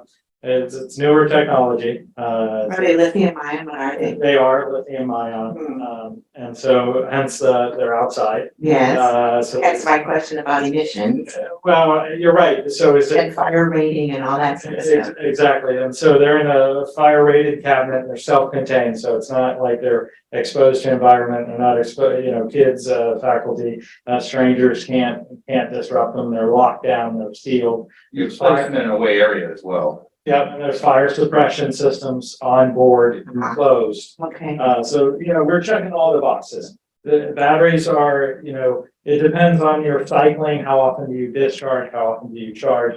We're forecasting about 15 years before you have to replace the cells. And so, we're forecasting savings for batteries only out to 20 years. Okay. And you take care of, if we have to replace batteries, you take care of proper disposal? Yes, we do. Yes, we do. Actually, we tie the manufacturer to that. And we hold their feet to it. And then, if they're not around, then we'll be there. The uncomfortable question was the manufacturer of these products. Yeah, it's, the truth is, most of these products are overseas. We do continuously, again, we're not tied to anyone, so we're looking across the whole market. There are some incentives if it is domestically made. And it's something that we could go down the line and bring back and decide at the moment we place the purchase order, if you will. I'd really like to see domestic suppliers if possible. We do. There is a challenge. There is a limited number of domestic solar panels There's not enough, domestic, battery cell manufacturers that aren't going to a specific vehicle. And so that's really taken a lot of the market of domestic batteries. But the panels, the challenge is, there's a limited supply. Everybody wants, or a lot of people wants domestic product. So the price goes up. It's economics 101, if you will. And so we have to look across, but because we're, design building, if you will, that we could wait till the very last minute and say, okay, this is the right product and this is why. And then, sorry for this detail, but I have solar on my home. I know when you mentioned the cleaning process, is there a built-in cleaning system? Because I know my own, when they get covered, they don't work and you have to wash them down. So is there an automated system to do that? Well, Before you ask Yeah, that question, I just wanted to go back to the previous one really quick. Keep in mind that because of NEM 2.0, NEM 2.0, there is a lot of school districts, a lot of not only just school districts or residential, everyone trying to get in with solar. So there's already going to be a shortage of PV panels. So trying to stay local will also create a challenge. Thank you. So two things, included in this program is ongoing, measurement, verification, monitoring. So we'll be able to essentially get an alert on our phone. Our asset manager will, not me, but if the system's underperforming, we'll look at the inverters. We'll be able to dial into the inverters directly and see if it's an inverter issue. Hopefully the school won't call us and say there's been a vehicle strike or something to that nature. And then we could start diagnosing why are we underperforming based on our projections and also looking back to last year if we're a couple of years into the production. And then once we do that, then we'll roll a service truck and be on site to diagnose the issue. But in terms of automated, drone cleaning system, there are drone kind of sweepers that you could attach to and it'll run across the top. Again, it's still in R&D to some extent. At the end of the day, it's someone on a boom. It'll be approved. Yeah, it'll be Water. exactly. Essentially. Yeah. That's what Hijack, baby. Well, and I mean, if it rains like it did this year, then we could. Well, the good news is you have no sun to power it. Well, I know, exactly. And just one further question. If I look at Ann's Elementary School, we really wouldn't make sense to expand solar here more than what we have because we're already having 96%. Yeah, exactly. Yeah. Yes. Okay, Juan Cabrillo. Again, parking lot, it's a smaller system, smaller parking lot. It's also smaller, the site uses less power, because of the size. And so again, we're focusing in the parking lot. Why not put an extra bar where the cars are on the south side? So there's property setbacks, so that actually puts the physical column into the parking area, and that may convert those regular parkings into compacts, and it just creates an issue. The reality is, I think it's nicely laid out. It's pushed off the street a little bit. We do pick up that double cantilever down the center, and then we just have a single cantilever closer to the center of the school. I think it's worth noting that also you guys have other plans for energy conservation measures through your bond program. Things like building controls upgrades and that sort of thing, which is going to reduce your load as well. So we wanted to account for that, but also the real estate constraints of the size of the arrays. I'm clicking it. Yeah. It's delayed, yeah, there's a delay. So finally, 138th Street. Now we're gonna go back on what we talked about the roofs, and this is kind of unique. Again, we primarily looked at a parking lot, and then we just needed a little more, and so we thought, well, let's put it right where the utility meter is. So that's initially we showed a shade structure kind of along a fence line near the property line, and then the staff told us that the NPR building is solar ready. It was built solar ready. So we had engineers out here actually earlier this week looking through that building, and we think we could pick up the additional desired offset by putting it on that solar-ready building. Now, it's different. It's a standing seam metal roof, and there's special racking systems that actually attach to the seams of the metal roof. And so you could, not penetrate that solid metal roof, not compromise it in any way. And the fact that the district has already invested in making it solar ready, in other words, the building could handle that additional load, as well as there's conduit pathways already through the building. The only thing that I would caution is, again, it would trigger a full DSA review of the site. One other option that we have is we can certainly still explore as part of a modernization. When we're coming back at the next series, and we're going to be modernizing this site. So my recommendation is that's going to trigger a full ADA DSA review anyway. Let's do it then and not incur the cost now. Keep it as a phase 2, and for now, just go with the 76% offset as proposed without the roof. So why would it, I thought it was already DSA approved previously. That was under a previous code. So any modifications that you do now to this project, you would have to go back. Yeah. To know that, Melanie, huh?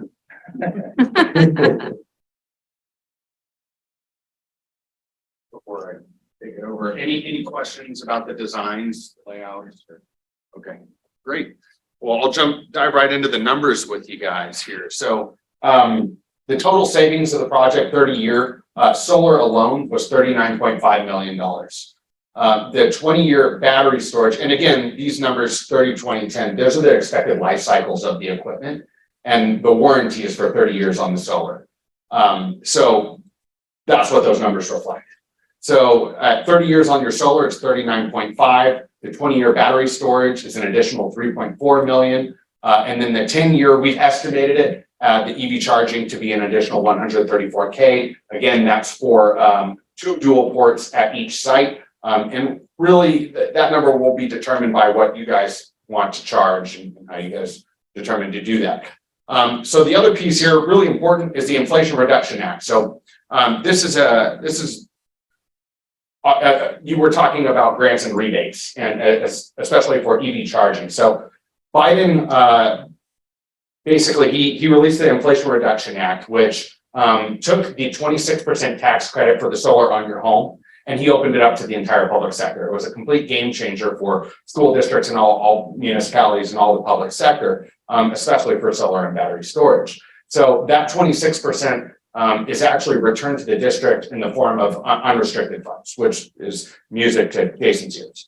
So that would be returned to the district the year after it is put online. Now there is one major caveat to that, and that is if there is a change in administration, this would probably most likely go away. So there is some urgency to have this system online before 2025, if that makes sense. What calculations have you used to make these calculations in terms of, have you calculated or made an assumption of the increase in costs? Yes, so we assumed a 5% rate of escalation, which is very conservative. Average is about 6 to 7 between the 3 major utilities in California. So that would be San Diego Gas Electric, SCE, and PG&E.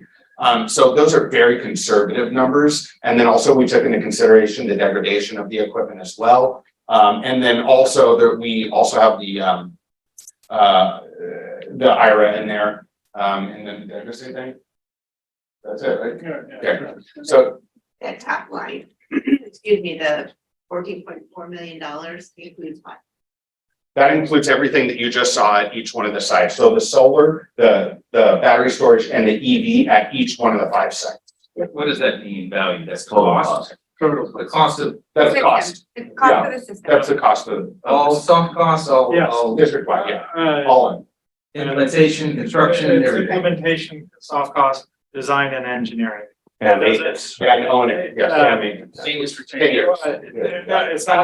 It's not maintenance. Maintenance is a separate contract, but it's included in the analysis. It's included in the savings projections. What it doesn't include is DSA fees, DSA inspection, special inspections, or owner's rep to oversee. All the stuff.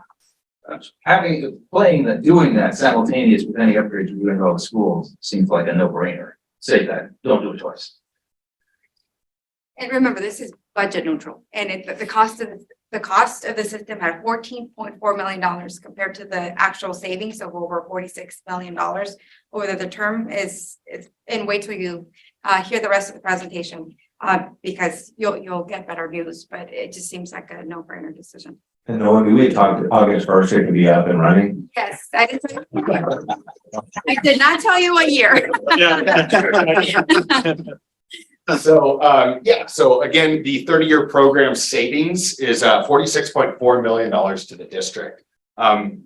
It's really a home run. And then the 30-year program cost, now this is assuming we're using a 20-year financing at a 4.2% interest. And we did get some, Jeff provided us with those numbers. He did some initial quotes. He'll be canvassing the market to actually secure that financing and lock in that rate. Or assisting us in doing that as well. So the annual net savings over the first 20 years, while you're still satisfying that debt service, is $156K. So you're cash flow positive year over year, $156,000. Again, those are conservative numbers. So those numbers could actually increase, especially if rate of escalation is more aggressive than we anticipate. That's after paying all the Correct. utility costs? Correct. Yeah, well, yeah, you wouldn't, Well, remember, they're not offsetting everything. So what I'm saying is, so. The small percentage at each Yeah. site. yes, and paying the lender. So you would be cash flow positive year over year, $156K a year. And that's including the maintenance package. Yes, that is includes included, maintenance. yeah. So after year 20, once you've satisfied your debt service, that's where you really see an uptick in the savings. So you're at 1.5 million and some years much greater than that. Is that replacing the batteries after 20? Is that included? It does not, but it also doesn't account for the savings from the batteries beyond that. And so. I don't know, you just. So we're accounting for battery savings for the first 20 years, but not beyond that. So if we didn't replace the batteries, these are our numbers. Yes.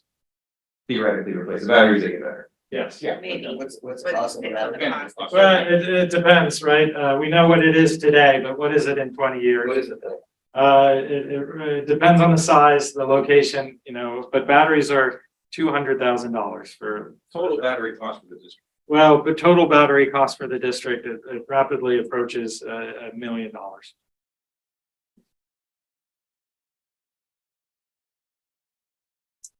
So any questions on the numbers here? Probably a question for Elena in terms of matching funds down the road. We have been communicating with King Consulting. As a matter of fact, we have a meeting with them tomorrow. So I believe they're the ones who put Dr. Silvers in touch with SiteLogic. They've had proven successful with other school districts, which is why we're pursuing this option. 40% or more is all we can bet. So I'll be meeting with them tomorrow and I'll bring them up to speed of where we are in terms of. That obviously makes it better. Absolutely. Yeah, that's right.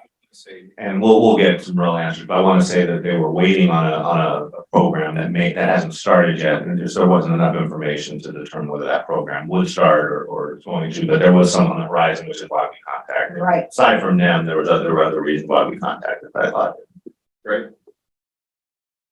And for what it's worth, this is considered a utility electrical upgrade to your campuses, so it does qualify for matching state funds. For mod, yeah. So yeah, that's another benefit that we actually didn't even touch on. That's a great question. Okay, any other questions before we move on here and turn it over to Jeff on the financing side? Okay, great. What's that? Let's go money. No, I don't think so. Good evening. Yeah, thank you. Thank you for having me tonight. I don't have any pretty pictures on my slides. It's boring, it's dry, so we're gonna try to make it fun. So from a financial standpoint, you guys are in a great position. You have really solid fundamentals on your financials. The team's done a great job. So what that means is that you're gonna have good options for your funding. The question really is, and when we talk about financing options is what's going to be the best option for you guys? And that best option, there's a lot of factors that would play into that decision. So tonight I do want to talk about just the some of the differences between your options, and that is, a tax exempt municipal lease, an equipment lease. It's also known as a private placement or a direct placement. And, or a certificate of participation. Are you guys familiar, when I say the word private placement, are you familiar with what I'm referring to? I'm not. It's a direct loan, with an institutional lender. So, and I can talk a little bit about our process, but we have a portfolio of banks that we work with. So at Oppenheimer, I'm with the Municipal Capital Markets Group. We have our building on Wilshire. If you drive down the 405, you can see us. And so our role is, we either serve as an underwriter where we sell bonds, and you guys just did a bond issue recently, and that would be for a public offering, or I serve as a broker or placement agent. And we have a portfolio of banks that we work with. So you just, as opposed to going out and selling securities, you're doing a direct loan. And so that's what we're going to talk about, those differences. Any questions thus far? I think, I'm sorry, can I just, because, one of the questions was about our ECA, I don't know, I mean, ECCA loan. Yeah. How that would sort of interplay with this. I'll speak to the ECA just generally and the process. So we have applied for your ECA loan, but I want to really manage expectations. We submitted most of those applications 6 months ago. So we have submitted, we'll see where we land. The CEC has also already relayed to us that they're pretty much exhausted of funds at this point. So I would say that don't count on it, quite frankly, but we'll see where we land, and we have submitted. So if you recall, I believe, whether it was the April or May, I can't remember which one, board meeting, the board took, April board meeting, the board took action to approve a resolution, basically a formality of acknowledging that the funds have been exhausted, but that in order to be able to get in line and apply, we have to pass that resolution. So there is a cap, as a reminder as well. It's zero interest, which is a great option, and let's hope it's a revolving fund that they'll replenish. But it's limited to $5 million, $3 million for solar plus $2 million for battery. And it's also, it has additional requirements generally for Title I schools, low socioeconomic schools. So the two that we qualified for and that will put us in a better position to apply for those loans should that pot of money be replenished are at Pondanza and RH Dana. And that's where we are. So we would only be applying for those two, which that is our goal. And if we get the money, it would just be an added bonus. You can apply for those at any time. Correct. But we have to have complete engineering. So at this point, design is done, but we have to wait to see how the board, if you want us to continue to pursue. Right now, we were just exploring feasibility, financial viability, and then we'll certainly cover next steps. So the dilemma is that it is a revolving fund, and typically it's every couple of years. But if we were to wait around for the 0% interest to come back around in 2025, then we might miss out on the IRA rebate to the district. Which is guaranteed right now. And there's going to be more dollars to the district. And I actually have some updates, because we follow the Inflation Reduction Act pretty closely and how it's, benefiting our clients, which are public agencies. IRS just released guidance, fortunately, we've been waiting for it, for how a public agency can apply for their subsidy. It's basically an online portal that you submit documentation to. You can begin submitting documentation at the end of this year. So if we're being conservative, right, and saying, okay, how long is the IRS going to take to process our application? Maybe 12 months. It would be on the longer end, and so you'd have end of 24. You'd be seeing some money coming in for that subsidy. There's obviously, as Nick explained, we were all very concerned about the longevity of the IRA during the debt ceiling negotiations because it was on the chopping block. So there was the potential that if there's a new administration in the next election cycle, that legislation would get removed. We have seen that precedent for that in the past with something known as clean renewable energy bonds. So it has been removed in the past from administration to administration. So there's something to keep in mind of that benefit in time. Any questions? It doesn't make or break the deal to me. No, it's an added bonus. The savings are still there, but there is essentially an urgency to get in line for that money because once your applications are in for the IRA, then you're essentially grandfathered in. Makes sense. I do have a Question, go back to. Sure, absolutely. On the tax exempt municipal lease, Yes. help me understand how that is, how does that differ from the power purchase agreement?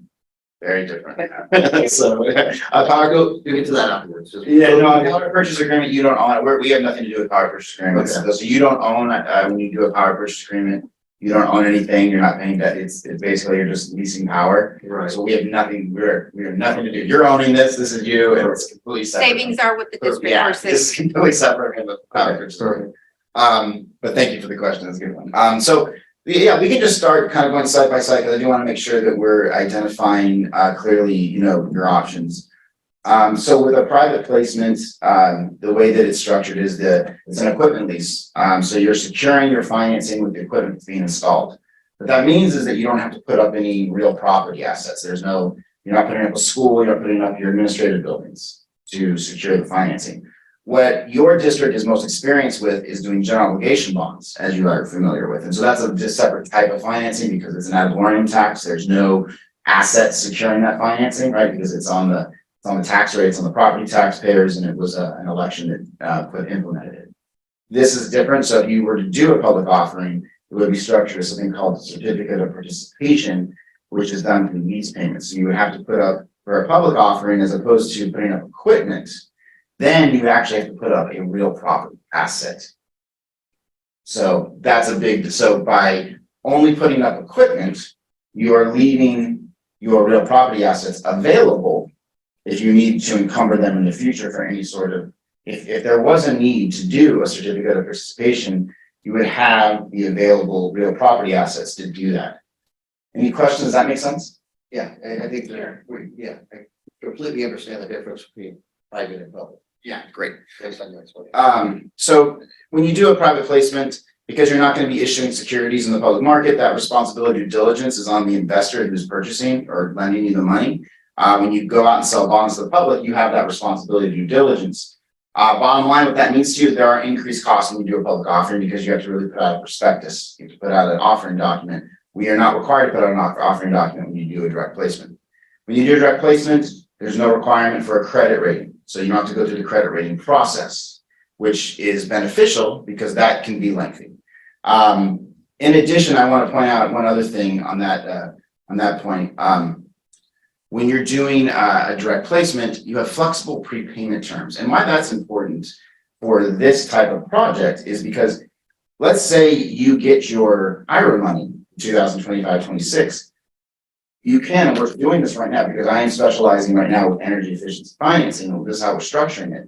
You can throw money to pay down your loan amount with your IRA money. So you can do early prepayments. That option is not available in the public bond market because it's a much more standardized market. So if you do prepaid part of the principal.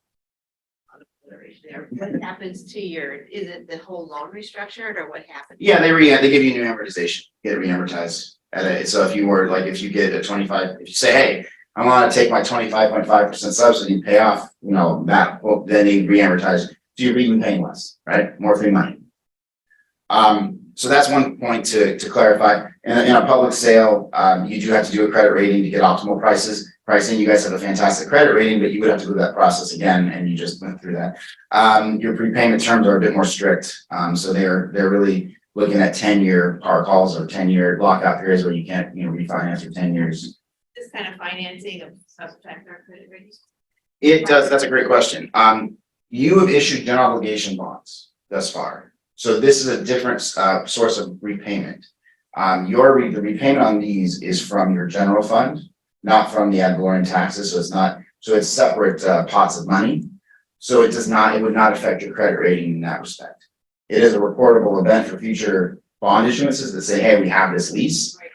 But it's not in other words, you would not be penalized on your credit rating for that because you're using different sources of revenue. It is out of the general fund then. Yes, this is out of your general. So this one's out of your general fund, whereas your general obligation bonds are not. Right, so we just looked at the general fund, we just looked at our budget for the last 3 years.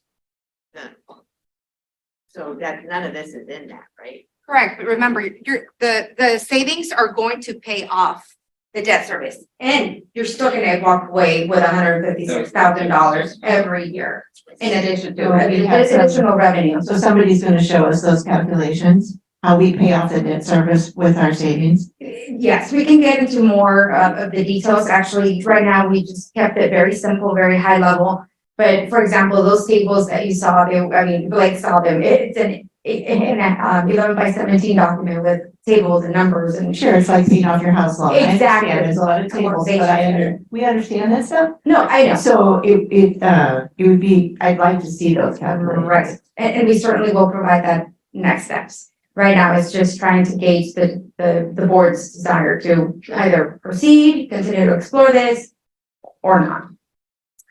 One thing to help the discussion and clarify how this works. Yeah. When we structure this, we structure in a capitalized interest period, meaning that you're not paying anything until your project is up and running and generating revenue. So that's how we make sure that it doesn't take a hit to the general fund. So what happens to that money in the meantime? You don't get any interest on it? We in the meantime? pre-fund, so it's capitalized, we're pre-funding the capitalized interest under the financing. Sure, so the loan is actually bigger than the loan. Yeah, exactly. So you get you don't have to do that. But obviously it's a wise way to do this because. Cash flow. Yeah, it's a cash flow, yeah, it accommodates your cash flow, so it ensures that it really isn't taking into your general fund, right? It ensures that you're having your facilities up and running, your program is up and running, generating that revenue to pay that debt service. So that's the whole idea about doing the capitalized interest period. Just to, I just want to make sure that you had a slide earlier that showed 100, and we talked about that when we met, but there's $150,000 savings per year. And I just wanted to be clear that that's after payments for lender, that's after maintenance costs, that's after all of those other costs that we may see. So that is literally a savings. Right, so that's going to our general fund, $150,000. Back to your general. Unrestricted dollars. No, I mean, have you seen those calculations? I mean, I'm trusting this bottom line number. I'm being asked to trust this bottom line number without knowing really the assumptions or seeing the calculations. Remember, I have seen them, yes, so has Jason and Blake. That was part of the steps that Nick covered early on in the process to date. They finished everything, they met with the district, presented the numbers. Our next step is to present to you. We're not entering into a contract tonight. We're simply bringing you up to date on where we are. Okay. I'm with you, Joanne, and obviously, we're taking this assumption that these are, right, we want to delve deeper before this sort of Absolutely. decision. We wouldn't expect otherwise. But so I just I'm with you, Joe, and I get that we're not there yet. Right. I'll let it go for now, but my concern is additional encumbrance on the general fund when we're already tight with our general fund. And I understand there's savings, so we need to understand the net of what we're doing. Yeah, and so we have a detailed cash flow analysis that we can share with you, and Joanne, we could have maybe a workshop with yourself and one other board member. Don't want to obviously be in violation of Brown Act, but we can really take a close look at that cash flow analysis and exactly what the guaranteed savings and what the cost is and how that's broken down. And I'm sure you're not going to have a problem following it. So, yeah, we'll certainly, and they've already been delivered to the district, so they have those in hand, but I'd love to walk through that with you. I would appreciate it. Okay, great. Would it be reasonable to say that we can maybe do a workshop for the whole board? Like a board workshop on it. It's a $14.4 million project. So we can make sure that we have a public meeting and a board workshop. Perfect. Great. Great, thank you. While I'm here, just one more thought on the PPA. So we've done plenty of PPAs, but you guys, a couple things with the PPA. One, you don't qualify for the IRA. Also, you wouldn't own the equipment. We would own the equipment and reduce your utility spend. So really, the folks that we're still considering doing PPAs with are those that have poor creditworthiness. And so you would be better served by either purchasing or doing a energy financing. Yeah, no, I wasn't at all, I'm not a proponent of the power purchase agreement, but I wasn't familiar with the tax exempt municipal lease, so that's why I was asking the question. But so I think we have a pretty good handle on the private and public offering here. Yeah. So I mean, what are we looking at costs in terms of these? There's a few more points I want to make sure to just point to for you guys. Then we can move on and talk costs. Yeah. Because a part of it is cost. So 1 point on the direct placement, we're able to lock in the interest rate for 60 days prior to closing. And that's very helpful, right? Because that means that I come back in front of you with basically you're ready to make a decision on whether to pull the trigger or not. You know what your interest rate is going to be. Whereas with public sale, you're subject to market conditions and pricing. So that's just one thing to keep in mind. Which isn't always bad in the sense that if the interest rate comes down, we're locked into a higher rate. Exactly. Yes. Exactly. Thank you. It is a roll of the dice. You would be, one way is, hey, we think that, we like this rate, we like this program, we feel good with what we have, and we're comfortable with the idea that rates may go down. Whereas the other way, well, we're comfortable with seeing where the market is at the time of pricing. And so it is a volatile market. There have been huge swings this year. I like to tell people that I had a full head of hair at the beginning of the year. So you're never sure where it's going to be when you come to pricing. And so that's just one factor always keep in mind. And I think, yeah, I mean, if you guys, it's as far as also time constraints, it's a bit of a faster process with direct placement. We just wanted to make sure for your benefit. You've made a compelling argument for private placement. Why even consider public offering? There must be some advantage. There is advantage, yeah. So, yeah, one of your board of trustees nailed it. One of that advantage is, hey, you might get a better interest rate if you wait till pricing. The other advantage, and it's not really applicable here, is people do public offerings because they want to do 30-year paper. You can't do 30-year paper with private placement. And that was the other point I wanted to get to. You guys are faster than me. So, so I'm going to move this along. You guys are you're basically nailing all of our points. That's exactly what I wanted to convey to you tonight about the options. Any other questions? And I can, you had asked about costs. Right now, it's, you're looking at about a 15 basis point differential, 15 to 20 basis point differential. Okay. So right now, public sale, maybe 15 to 20 basis points better right now, but that's off of today's market. And I have not done a lender RFP to really nail down what your rate would be. And that's where you really know where the rates would be, because all I'm using is generic indicatives. We're way ahead of ourselves here. Yeah. We're looking at financing this, even if we approve this and fast tracked it. A year, 6 months, 8 months, what are we talking about here? Well, again, considering the IRA, and I know you said it's just one thing to consider. No, we want it. Yeah, so realistically, we want to go to construction next summer. In order to do that, we're looking at a contract this summer. So this is going to move quickly. Financing three. This is going to need to move quickly. And the contract will be contingent on the closing of the financing. So we can get things rolling as we're working on closing and securing that financing. So as soon as the contracts our engineering is starting and we're getting all of our ducks in a row while we're waiting for the financing. Appreciate those. One other thing I thought I mentioned, sorry, was that you guys, your interest rate at 4.2 was great. What was quoted compared to what some other school districts in the area are seeing. So you guys do have Double A rating helps, baby. Yeah, that's right. Exactly. Yeah, I'm gonna say that's a committed to your double A rating. So how do I go about getting you the best interest rate if you do a private placement? Well, we have like I said, we have a portfolio of about 20 banks that we work with. We send out a lender RFP. We go through a process of identifying who's going to provide the best financing interest rate, also the most flexible terms, because it's not just always about the specific interest rate. Sometimes there's other factors to consider, and that process is a two process that we administer. We've seen some bank failures that we've seen, a lot of things going on in the Yes. financial industry Absolutely. in the last several months. So, are you working with lenders that we recognize or? I'm working with lenders that you recognize. We work with national banks, regional banks. And you are absolutely right. It is definitely affected this market. We have banks are being way more choosy about who they want to lend money to.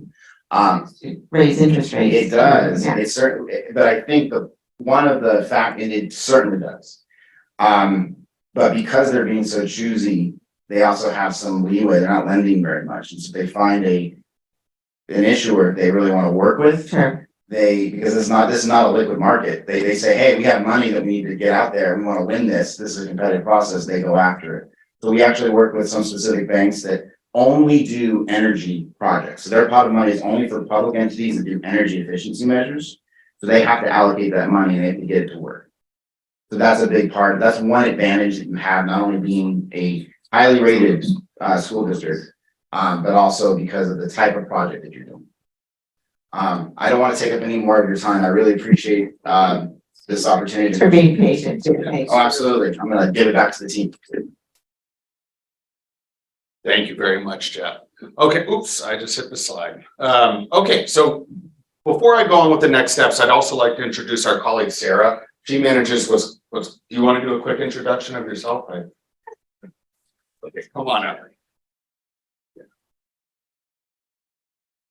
Hello, everyone. My name is Sarah Kennedy, and I work with SiteLogic as a business development director, as well as spearheading our EIQ program, which stands for Energy IQ. It is an energy management platform that is bundled with all of the projects that we do here at SiteLogic that helps enable that management and ongoing realizing of the savings after the project, as well as a huge community outreach portion of that project. So getting the community involved and just showcasing what amazing projects the district has been doing for the community, allowing you the opportunity to post that in outward facing on the community district website, getting out there with the students and really bringing the community into the project as a whole to make it more of a community focused project.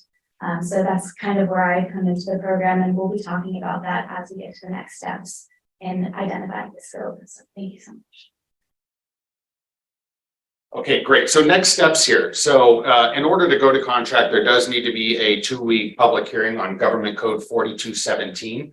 So that would need to occur 2 weeks prior to the contract and public hearing board meeting, whenever that would be. So that would be posted. The numbers are buttoned up. So project is ready to deliver and for the board to start reviewing documents and making a decision if they'd like to move forward and when they want to move forward. Assuming, let's just say hypothetically, it was July, we would deliver the 2-week notice to you 2 weeks prior to that. We present the contract and the board agenda and everything for review and for your board packet. And then we would do a public hearing and the vote for the approval of the contract. So that's really how this process goes. We're really at the finish line now. And from there, it's the securing the financing and the implementation. Nick, can I ask you a question too? Yes, sir. Just logistics. We have a board meeting on July 27th, then we have a board meeting August 17th. Would we talk about doing a workshop of some sort, for financing?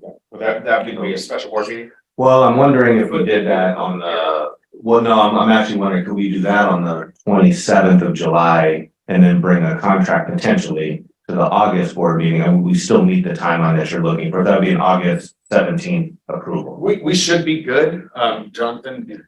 Okay, yeah, that should work. I think like the only thing I would advise is we have 2 board members that are not here. So you'll probably want to do something at least with those 2 board members. Right. Maybe a separate workshop. Right. Thank you. You're on the 27th of July or not? I will do that. I'm here. Yeah. Are you here, Neil? I presume so. I tend to schedule around. I know. Do you remember Blake or people here? I thought so. Yes. I think everyone's back. Yes. I think everyone's back on the 27th. Yeah, so I mean, I guess that the hope may be that we could do something, maybe do something then. Have a 4:00 meeting or something? Yeah, okay, I can work on that. How about that? I'll send something out. We can work on how to make that. Yeah. Sure. Something special with Roger and Rebecca with providing them with some of the background information prior to that. For the 27th. Right. Are they, Individual meeting. Individual, because they haven't seen showing any of this. here. They haven't seen any of this. sorry, okay. So, They only have to Yeah, watch. I wasn't following. I'm sorry. No, I wasn't following. I got it. Yeah. It's not a problem with having to come up. Okay, great. Yeah. Great, that concludes our presentation and I'll just open it up to questions. Okay, very good. All right. Actually, I got one last question. Yes. Are you farther along in this process with any other district? Yes, so it's really a race. So some things were mentioned. Yeah, it's kind of a race to the finish line at this point. So I just went for a board approval last night at another district. So yeah, they're happening rather quickly because everyone's trying to meet the IRA deadline.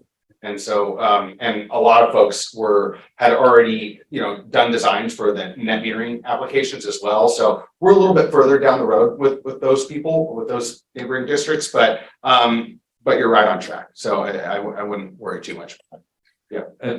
My compliments to you guys on your thoroughness. I think you handled virtually every one of our questions with a coherent, cogent answer. Thank you very much. Great, thank you. Yeah, thank you for the presentation, and remember, Wiseman is a priority. Yes, it is, exactly. Thank you. Thank you. And keep in mind, we only started in April, so we're actually moving quite fast. You guys are welcome to the hearing. Thank you very much. Thank you very much. Thank you very much. Okay. So, in the interest of time, we'll continue moving forward on our second portion of the presentation, which is our monthly bond program management, update. This would be our update number 3. So these are the topics that I'm going to be covering this evening. Fortunately, it's a shorter agenda since we did extract the solar projects. We'll start off with an update on our individual Series A projects, the ones that are coming up as part of the first sale. We will then provide a quick update on the status of the Weisburn plus Da Vinci CPE Studio project. I will then provide some general updates that are non-bond or project related. And then we'll conclude with next steps. So for our first Series A project, we'll focus on the network infrastructure project, which falls under the safety and security category of the facilities master plan. Now, this is a bond funded project, and as you know, the district allocated approximately $3 million towards this project. I've gone ahead and kept this line item for the status of equipment just to keep you appraised of where we are with the orders that we placed back in April. I am happy to report that the district has received all of the switches. We have received a partial order at the last meeting, at the last board meeting when I updated you. So all the switches are here, the wireless access points have arrived, as well as the firewall. The only piece of equipment that we're waiting for is the server at this point. So we're definitely in the right track. In terms of the data center, the physical building envelope assessment, that is a contract the board approved at the last meeting, June 6th meeting with LPA. We have since had a kickoff meeting with them. They have conducted a preliminary sidewalk, and we're scheduled to meet with them next week, as a matter of fact, on Wednesday, the 28th, to review some of their findings and discuss next steps. In a different but parallel path, we have been working with Amir in IT management, also a contract that was approved at the June 6th board meeting. This is a network infrastructure project design and implementation plan. We had a kickoff meeting. We had a very productive meeting on June 14th. We are in the process of scheduling their preliminary sidewalks. We hope to do that within the next couple of weeks. And of all the sites, and just as a reminder, in terms of the deliverable for this firm, they will help us define the scope of the network infrastructure project. They'll help us define a rough order of magnitude, basically a cost, as well as provide a rollout plan or implementation timeline. Yes. Right. You can understand that. Yes, Of course. So Amir already had, we already have switches, we have the access points, we have the firewall, we will have the server, all that's defined. Yes. We have it in-house. So what does it mean to define the scope and the cost of this project? So initially when Amir, and I wish he was here to confirm, but when he was initially when Amir engaged the board and obviously these companies with the RFP, it was going to be a like for like replacement essentially. It then later turned into a full network infrastructure overhaul, which at that point it became apparent that perhaps we should take a step back and assess the condition of some of these spaces. I personally walked it with, I don't think you guys have met Elise Garcia. She's part of the NAZ team. She's our senior construction manager. She's here with us this evening, as well as Sharif Bishop-Grego. We walked some of the MDF rooms, IDF rooms, and the condition of some of these spaces were not great. accessible. Exactly. No, understand. Same thing with the data center. So we wanted to make sure that this is a rather large investment, $3 million. We wanted to, again, take a step back to ensure that these spaces were adequate to support this very large investment, which is why we took a step back. We were moving forward initially in a different path, then reshifted, and now we're working with these companies. Again, I want to be clear that LPA is simply focusing on the building envelope of the data center only. That what that means is that they're looking at the fire suppression system, mechanical, electrical, plumbing, static controls. That's it. And they'll provide recommendations for those spaces. Same thing with, well, not same thing, but in a different path, IT management is focusing on the programming, engineering of everything, every IDF room, every MDF room, the cabling, wireless access. Well, they're looking at everything in terms of giving us a true design. And perhaps, I wouldn't be surprised if they're gonna come back with a bill of materials, basically saying, based on our assessment, this is a recommendation, you're probably gonna need to purchase this additional equipment. So. Is it possible that some of the equipment and I don't care if this is true, but Correct. is some of the equipment that we've purchased, not Going to be gonna needed? be correct? We posed the question immediately. We had the same concern and we posed the question to IT management. Because all of these companies were working very closely with Amir, not just IT, all of the vendors that responded, that wouldn't change. So they've all assured, and we've heard this not only from IT management, but from the other companies as well, that that would not change. So at least we feel comfortable. Otherwise, we would have immediately started canceling those deals right when the minute, our team was contracted, we shifted path right away. Okay, So that would have stopped that process. okay, good, okay. And Yes. in regards to this management, IT management, which of a challenge is that I'm assuming that it, as was probably presented, thinking of a like for like, it's a much simpler process. Are we really, is the phasing becoming an issue? Because you probably can't get all this work done in a. Correct. Okay. Which is why part of the deliverable is that implementation plan, that rollout plan.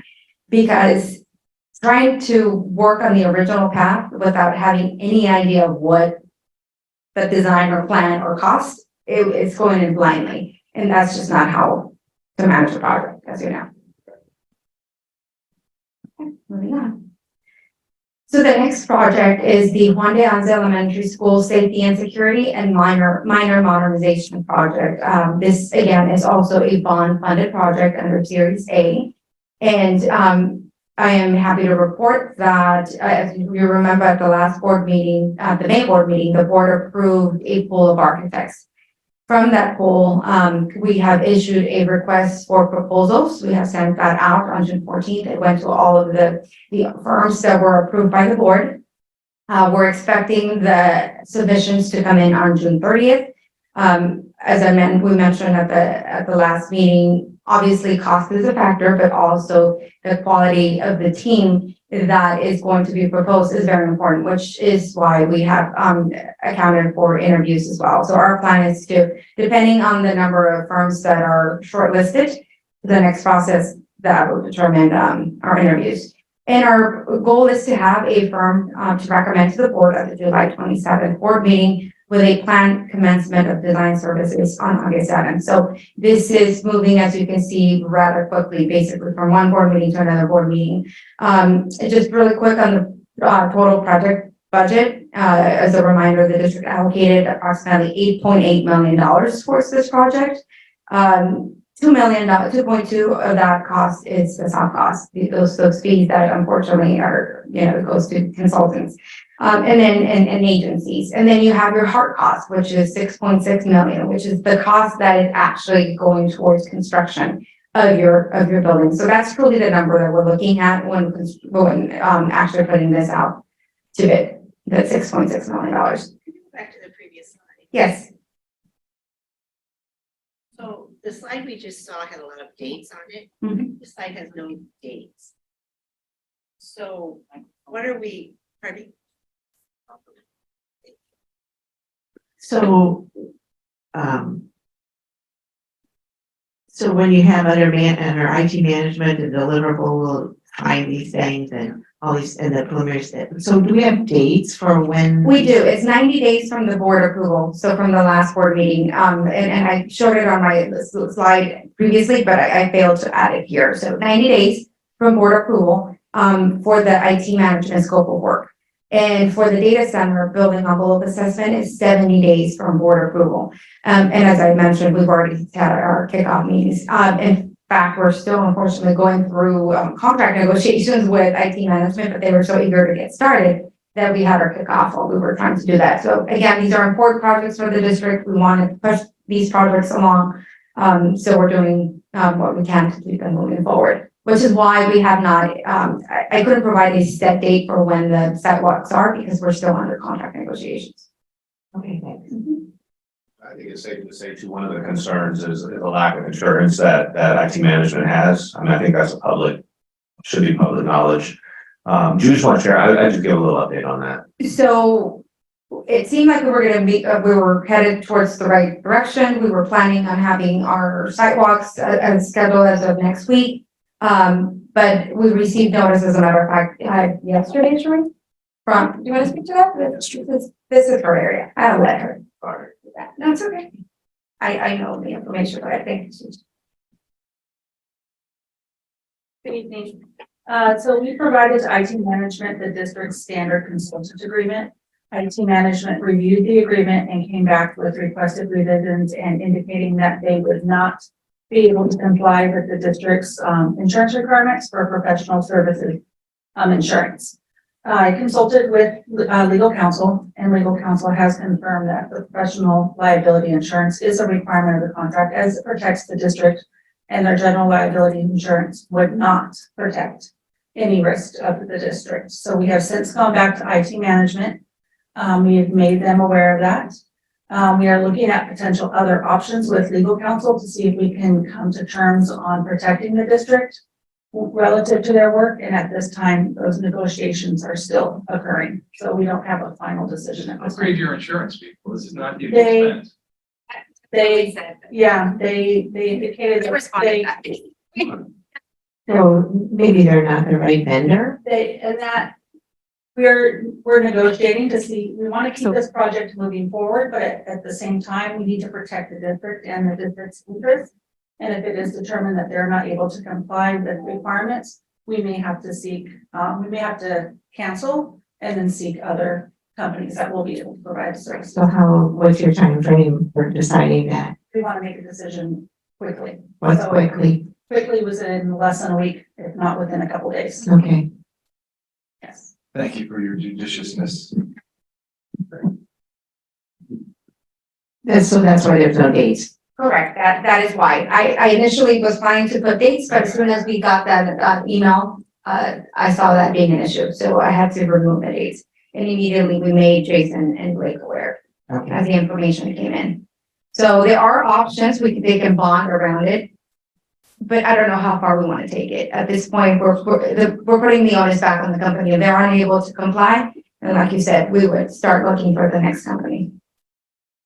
Yeah, you don't wait too long. I mean, they either We wouldn't. they write the work or they don't. Exactly. Mhm. Any questions on the answer? Okay. So our next Series A project is a field renovation project, which falls under the exterior play surfaces, play fields, hard courts category of the facilities master plan. And the project entails, the two projects basically, are the 135th and Aviation Playfield, as well as the Wise Burns Soccer Field. Here we have a little bit of different information. Our team has been exploring various project delivery options in an attempt, again, to push these projects along. We were looking at, rather than going directly to our architect pool, potentially doing a design build. Now, there are some companies out there that, very well-known companies and well-respected, that provide an all-inclusive service where they can design and build and it would go a lot faster. Sheree and I have since met with a couple of these vendors or these companies. But in talking to them, most of the contracts that they issue with school districts, even like with Long Beach, they've done a ton of work with Long Beach. Generally, they come in the form of a lease back contract. So because of that, we have finally determined what our delivery is going to be for these two field projects. So to expedite the process, the board I believe it was the March board meeting, approved a blanket CMAS to be able to use that as an option. So we would be using the CMAS option to be able to procure the services for the shock pads, synthetic turf, as well as the installation.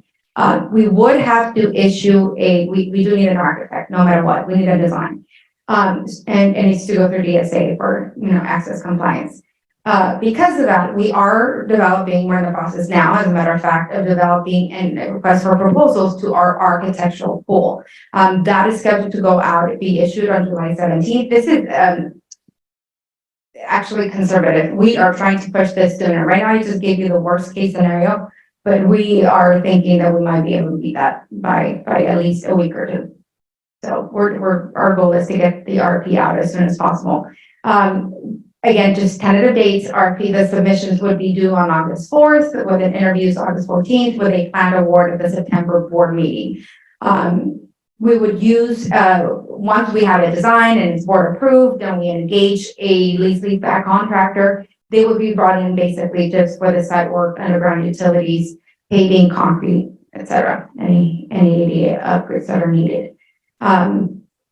Again, right now, everything is kind of just tentative. As soon as we have an architect in place, I just can't wait to be able to come back to you with true timelines and renderings and a lot more information. Right now, this is all I can provide, unfortunately, nothing.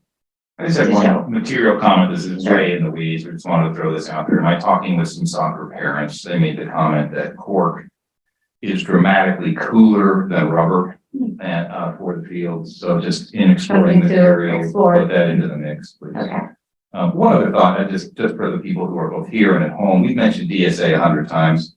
I'm sure most people don't know what DSA is. Want to just tell them what it is and why it's such an issue? Absolutely. It's a division of state architects. So all school districts that's the agency that we are governed by, basically. We wouldn't have to go through the city. We would always have to go through the division of state architect. Their primary focus is multifold. Basically, they look at fire, life, safety, access, compliance, and they review all of our project plans and specifications, and they're the agency that will approve them. We cannot start construction until we have approval from DSA.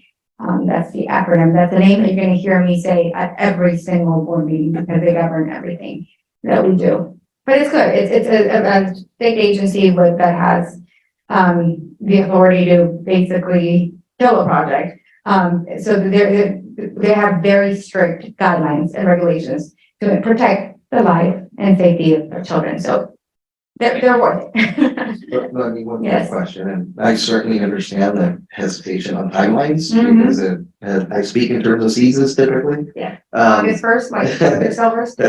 So the question the question that I have is that most of the projects right now that you illustrated, Right. even the previous one with ANZA, the design services are expected to start, whether it's here in September, the other one might be August. The design services are gonna take, what's your expectation, months, 6 months? I'll go back really quick. And again, this is, at every board meeting, I'm bringing you a little bit more information. Right. We will be able to give you a realistic timeline after we engage an architect. I have developed timelines that I'm basically including in the request for proposals for the architectural firms. We're going to try to hold them to those timelines. But we still give them an opportunity to come back and say, well, we really need longer. But typically design falls under various categories: schematic design, design development, and construction documents. Generally, it's about 3 months or more, depending on the complexity of a project. The Juan de Anza project, because it is a modernization, as well as it's 2 projects in one: safety and security and modernization of the campus. I assume it'll take about 9 to 12 months for design. Plus, then we have to account for the time where the plans are submitted to the Division of State Architect, which for a project this size would probably be anywhere from 6 months to 9 months, because there is, I keep hearing this constantly from other firms that DSA has a huge backlog of projects. So projects are taking longer than normal for their review. No, the fields, because they're not going to trigger a full review, those will be a lot faster. And we're gonna push for that. So I presume that the entire design process can be completed in about 5, hopefully no more than 6 months. And even just, DSA, probably 4 months. So we should be able to move a lot faster with those. And I think that's really important for us to understand in the community, because like the fields, there's certainly a chance that it can be done sometime next summer. But the other modernization projects, most likely not, it's gonna extend. Correct. Like I said, as we bring updates to the board on a monthly basis, you're gonna get a much better understanding of what's coming. To the point that we'll be able to have banners posted at the project site, basically outlining what's coming to inform the community. And I'm gonna speak to that more in just a second as well, as part of my presentation. I was gonna ask you, Yes. that Mr. Anderson, excellent, that we should be communicating. Absolutely. One comment, I don't know if this is too much to ask, but a Gantt chart or a graphical view of this, remembering all these dates and numbers is beyond my ability. So if we saw them graphically, that would help a lot. Not a problem.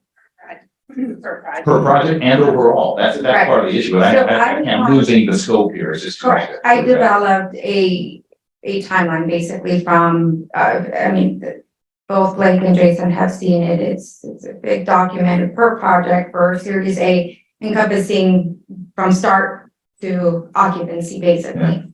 So. I'm not trying to create a lot of extra. No, I just simply, if they were graphical per and overall, then we can see the big picture. I've already created that, and that's how we're staying consistent with what we're presenting to you. It holds us accountable as well. And I don't know what we're doing on our website to keep the public informed. Is that gonna be part of that too? Okay, good. So the next project is the Weisberg plus Da Vinci CTE Studio project. This is not currently a bond funded project. This is a partnership with, as you guys know, between the district providing that funding through the CTE grant and then the remainder of the funding provided by Da Vinci. I wanted to bring you up to speed of where we are. We have made great progress since our last meeting. SBA, the architect that is working with Da Vinci, submitted the addendum 1, which was the design revisions to the metal cladding of the building, of the phase 1 hangar building. That was submitted to DSA at the end of May. We're projecting, normally it would take about 6 to 8 weeks, but it's looking more like 2 to 4 months for DSA to, again, they're taking longer than usual to review the addendum 1. But it's okay, because in the parallel path, we're doing other things to keep the project moving along. Our team was to assist Da Vinci with reissuing the lease-back project RFQP, the request for qualifications / proposals for pre-construction or preliminary services.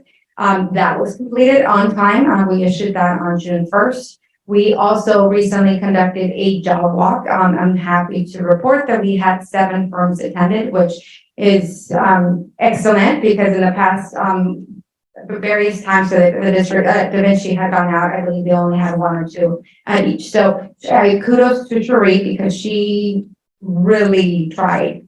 She did major outreach trying to get companies out there. She was calling everybody, emailing them. I think the email went out to 300 and something firms. And these are all firms that we know and we have worked with, and these are great companies. Now, it's, yet to see how many will actually provide a response, but the good news is that 7 firms did commit to attending a mandatory job walk. The responses are due on July 7th, and we plan to have our interviews the week of July 24th. It'll be a 2-step process. It'll go, once a firm is selected, it'll go to the Da Vinci board first. Just because of timeline, that's how it landed. And since the board is only meeting once, I believe, in August. So it'll come to the Weisberg board for the approval, since you are ultimately holding the contract, awarding the contract on August 17th. And we expect to award the GMP, we put, February 2024 or sooner. Again, that's being conservative. We hope to do it sooner. With phase 1 construction commencing March 2024 or sooner again.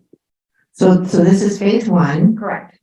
And we had discussed that we need to know the cost of the entire project before we go forward with phase one.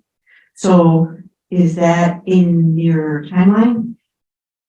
No, we will not have the full cost of the project. Remember, the first part is strictly preliminary services, which is pre-construction services. The GMP, the guaranteed maximum price, which is your total project cost for phase one, will not come until February. So it's important to engage a contractor early to be able to define the cost Of of the like, project. of the whole project? No, phase one only, because phase two has to be redesigned. That was one of the things that I brought up at our last meeting, is that phase two, if you recall, in the plans basically just reflect a carport or shade structure, if you will, with an 8-foot vinyl fencing around it, which is not what the intent of phase two is. I know that Da Vinci has contracted they brought in a consultant from a community college who's assisting them define the scope for those spaces, for those shop areas. And they have also requested a fee proposal from SBA to start designing phase two. You were gonna ask something, right? I was just gonna say, it's my understanding that the preliminary services, we at least have a cost estimate. So I know it's not the GMP, but we at least have a cost estimate. They're gonna give us just their cost for their pre-construction services. So sometime in around end of September or early part of October is when we're targeting to have a true cost estimate. And generally what these companies will do, it won't be like the cost estimate that the architect provided, which they just have their in-house cost estimator. The firm that we bring in, they will actually work with subcontractors, the people that will be bidding the project, to get real numbers from them, so that when we come in with a cost, it's a very realistic cost. So Nani, part of the preliminary services will be to deliver a full comprehensive cost estimate as you just. For phase one phase one, only. correct. It's impossible to do that for phase two because there is no design. No. We would have to go through DSA. That is to be determined. Yeah, no, completely understand, just trying to make sure that, Yes. the question that Joanna addressed is we would expect a cost estimate deliverable for phase one under the preliminary services. Correct. Which will probably happen sometime, whether it's October or November. I'm thinking October. So, okay. So, I asked this question. Is phase one standalone? Do we need phase two and phase three? You do for the grant, just phase two. That was on my Phase question. one and phase two are tied to the grant. What's the completion time? That's my concern here. We still have time. It's 4 years. We're currently in year one. So if we approve phase one, we have to go forward. In order to use the grant, we have to go forward with phase two and three. Correct. Phase two. Phase Phase two. one and two only. Phase three is just the basketball courts, which would be around 200,000, Yeah. 250,000. All right, so the commitment to phase one is not really just the commitment to phase one. Correct. But again, the good news is October, you'll have an idea. So if the project comes in, What I'm saying, forgive me, is that we need to cost on phase two correct, before we go for phase one. How can we get that? we would have to postpone awarding the GMP basically until design. Right now, we just had a meeting 2 weeks ago with Da Vinci and SBA, and they were in the process of preparing a proposal for designing phase two. Can we get some kind of reasonable estimate, something? I mean, the concept is still even being discussed. As I mentioned, they brought in a consultant to help them understand what their vision is. We can come up with a rough order of magnitude. But it could be. I appreciate that. Yeah, it's I not. have other questions, but Joanna, I always this have is your concerns with those. area. This is very disturbing for me. So, I don't know if it bothers anybody else. Well, it's a concern, and so to the point of especially with our growing and continuing partnership with Da Vinci, first of all, I want to make sure we're in communication with them because they're obviously funding this largely. And second, I think we need to have a conversation with Da Vinci about funding sources, so we have. I don't think there's been any commitment on their side. I mean, it's been verbal. There's Correct, nothing nothing in writing. There's nothing in writing. Correct. And there's it's a lot of arm waving and nothing in writing. So we need to have that. I'm one vote, but I don't see how we can, in respect of our community, approve something that we don't know what it's gonna cost, Yeah. and we don't know who's gonna pay for it. I think you need to talk with the Da Vinci folks further and more specifically here, because I share your concern. Well, I think where we're coming from is we have a fiduciary responsibility to our community, and if these go overruns and then whatever organization said they're gonna pay for it, even if it's in writing doesn't pay for it, it's on us and our community. Absolutely. So we need, that's where this concern is coming from. We have another meeting coming up, I believe it's July 5th, but and the reason we didn't meet sooner is because right now we're kind of on hold on all this process. But I can certainly push for an earlier meeting to see where we are with the process of, And this It's is a a positive partnership. We're just trying to work through this. We're protecting our community. They know what they're getting into. Everybody's winning here. This is protecting everyone. So I agree, first of all, with, both you, Joanne, and Neil, in terms of our fiduciary responsibility. I also understand the schedule, and we don't even have an estimate right now in phase one, which we need. The award of the GMP does not, that's probably what's gonna get pushed out. correct. We are not gonna award this. That's why I said we still have some time, right? We will not award this GMP without the information that you just requested. I think we really have to have an understanding of the cost of phase 1 and 2 and have these meetings with Da Vinci as well. Perfect, okay. I would say Da Vinci's aware of the fact that we need they also want a cost estimate. I mean, we're both in that same boat, and we need to just work together on that. I've seen that communication that has gone out to their board, the Da Vinci board, and the board has also asked for that cost estimate, which they've told them it's coming in October. That's when we project to have that, which that'll determine the fate of the projects, obviously. Right. What cost estimate will we have in October? Phase 1 only, Right. which is a major portion of the project. Now, phase 2, keep in mind, you do have plans that are DSA approved, that if for some reason there was no money out there, you could fulfill your requirements with just installing the carport for a temporary for storage. So there is some flexibility and options, That's important. right? Because that is DSA approved and approved by OPSC. So you have, We know the cost impact of that. We do, but I don't recall off the top. So when, it would be helpful actually when you do get a GMP, put that in with it, so at least we have some number that's a real number we can. And hopefully by then, again, I'll push for a sooner meeting to get the process of designing phase 2 going, because the further along we are, closer to that date, the further I can, the quicker I can get a more realistic cost estimate, because right now it's just an idea. There's really no plans to even give to a cost estimator at this point. What sort of timeframe are we in right now for the grant? We're in year 1 of 4, We're in year 1? correct, Okay. as of January. Getting close to half a year Right. in. I do want to share also, You're 1 year and a half. we continue to please with your guys' work. Our angst here is not you, it's just the money situation. Completely understand. You know, Thank you for that. Yeah. Yes, I would just like to clarify, because we have shared updates at previous board meetings. The dates that you see here as far as when the RFP or response is due has shifted. We did issue an addendum. We did have a request to push the date out by a week, the submittal date.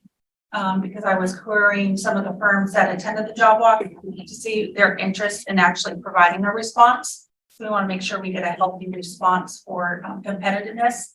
And there was a firm that indicated that if we did not shift the date out, they would not be able to respond, and they were very interested in the project. So we did look at the schedule. We did see overall that the Wiseburn board meeting shifted from August 10th to the 17th. So that gave us a week. And then we worked with Da Vinci with their board meeting on July 26th. We came up with a plan that if we pushed it out, we would have a way to submit an agenda item to them, since they will be the ones approving the funding component for prelim services. And with that schedule, it still kept us with the commencement date for services the same. So I just want to be transparent with that. So, yeah, we've been doing this for a while, and I may have lost lock on what is the financial commitment that Wiseburn has made so far? None. Okay, except for The the grant, grant. which is $1.2 million. Okay, all right. And that's why I started off by saying right now it's not currently a bond funded project. Well, And I don't know that it would ever be, but Get just to be, wanted to right. make sure it's clear. Right. Yeah.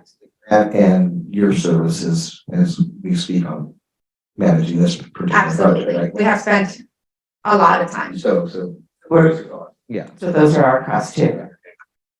In kind, or the soft costs, so-called. Yes. Excuse me, question. So when you extend the date for the response of one provider, one contractor, that extends the date for all, right? That's correct. Yeah. So based on verbal commitments, again, these are verbal commitments by companies. I have had verbal commitments that 4 firms are planning to proceed and submit a response. So that, and they're very well qualified firms. Good, that's great, thank you. So, like, I think that we do have to schedule a facilities meeting, and this needs to be a topic, and a lot of the comments that both, Neil and Joanna mentioned, it probably need to be, discussed with the Da Vinci, board member representatives as well. We could maybe aim to end of July, is that all right for you? Yeah, I think end of July. Okay, we'll work on that. We're gone, so, yeah. I think that would win that.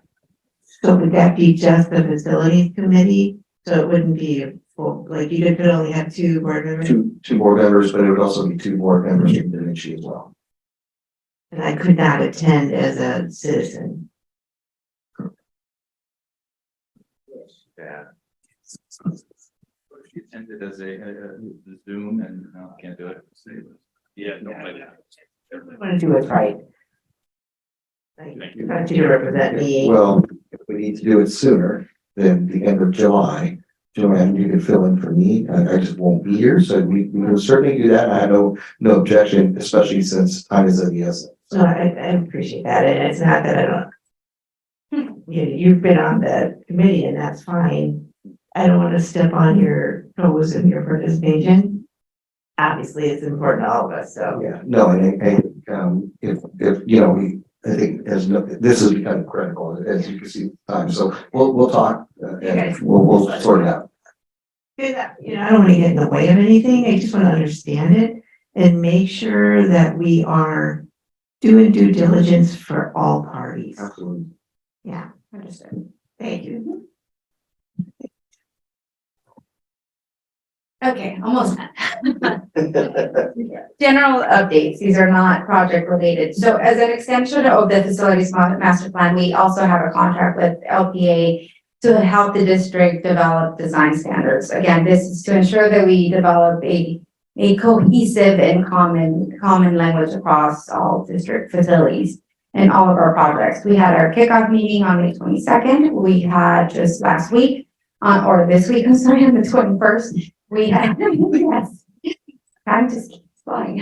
We spent all day, and I meant all day. We had an all-day meeting we had representatives from M&O to discuss mechanical, electrical, plumbing. We discussed architectural, building interiors, hardware, landscaping, playgrounds, irrigation. I mean, you name it, we were down to the beats, literally.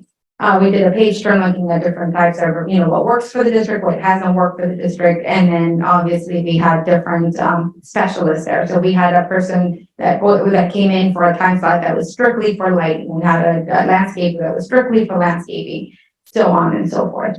So we're definitely moving forward. Our overall process, as I mentioned, is 70 days, which is it's in line since it's LPA and LPA is also assisting with the data center assessment. They're holding it under that same 70-day window. In terms of next steps, we could not finish because the low voltage contractor and Amir, as a matter of fact, so both groups were not available. They were both out ill. So we pushed that meeting to next week on Wednesday, the 20th. So we'll be meeting to discuss low voltage, intrusion, security, and then IT. Moving on to Citizens Bond Oversight Committee, we have our kickoff meeting on June 1st. And our next quarterly meeting is on September 21st. We had everyone that was approved by the board attend. Seems like a wonderful. Here's one of our committee members here. And we're very excited to work with this group. We have brought him up to speed of where we are with all of our projects, whether they're bond or non-bond funded. So all of the present, it was a long meeting, a lot longer than Blake would have liked, but I thought it was important to bring them up to speed. So everything that I have shared with the board, I shared with the committee. So they are on the same page currently. And we were talking about communication. So communication is key. And I understand that. I've been working with Erica, your public information officer. As a matter of fact, as you can see, I just provided, there's a lot more pages, but I can give you a quick snapshot of the information I sent to her. We're trying to develop a newsletter for July. Bringing the community up to speed of where we are with every single project. Again, what you guys know, we want everybody in the community to know. I already developed the information. I sent it to her last week. We're trying at the same time to develop a website so that I maintain that and I keep the community up to date. And then as projects are starting to develop, banners will go up with that same tagline that measure EE your bond tax dollars at work. No, I mean, I just, sorry, just to add to that too, I know one of the things we heard from a community member today related to school news and bringing that school news back. We are looking at options for a paper type newsletter of sorts, an update. Probably not going to be school news. It's kind of archaic. The system's just hard, but we're looking at some other options that other districts, municipalities are using to get information in paper out to, residents. Yeah, so yeah, I mean, it's hard to read from here, but again, I really cover everything as well as descriptions of what is a soft cost, what is a hard cost, what will go into that, just so that the community is aware of what our projects that are coming up are. I believe, next steps. Our team will issue the request for proposals for the field renovation projects. Again, we're trying to beat that timeline that I put on the spring. We're going to continue to work with LPA on not only the design development of the design standards and the data center assessment. We will figure out our plan of action with IT management, whether it's to continue with them, but that will be done rather quickly. Like Sheree said, either hopefully before the end of this week or early part of next week, we should have a new direction or continue. And then we will have a selection for the architectural firm at the next board meeting. And it sounds like you are interested in pursuing, scheduling a board workshop for the solar project. So we will make sure that I work with Wendy and Blake on getting that scheduled. And I will work on developing the Measure EE webpage because I believe that communication again is key. So I'm on it. And I will bring you back on July 27th with another map. And that concludes. I'm so glad you worked with us. Thank you. Happy to hear that. And thank you to your team. Yeah, My amazing team. Yeah. Sheree, at least thank you as well. Yes. Wonderful presentation. Thank you. Thank you, all three of you. All right. Let's start our meeting. I know. Oh, what happened to that short? Control this. Control the agenda. All right. Let's go to board member reports. I think you all gave your board report today, right? Joanne? And it's not long, but it was very thought provoking to me in the last week. My son and granddaughters were visiting. My son, Michael, has a PhD from UCLA in artificial intelligence. So it's very timely.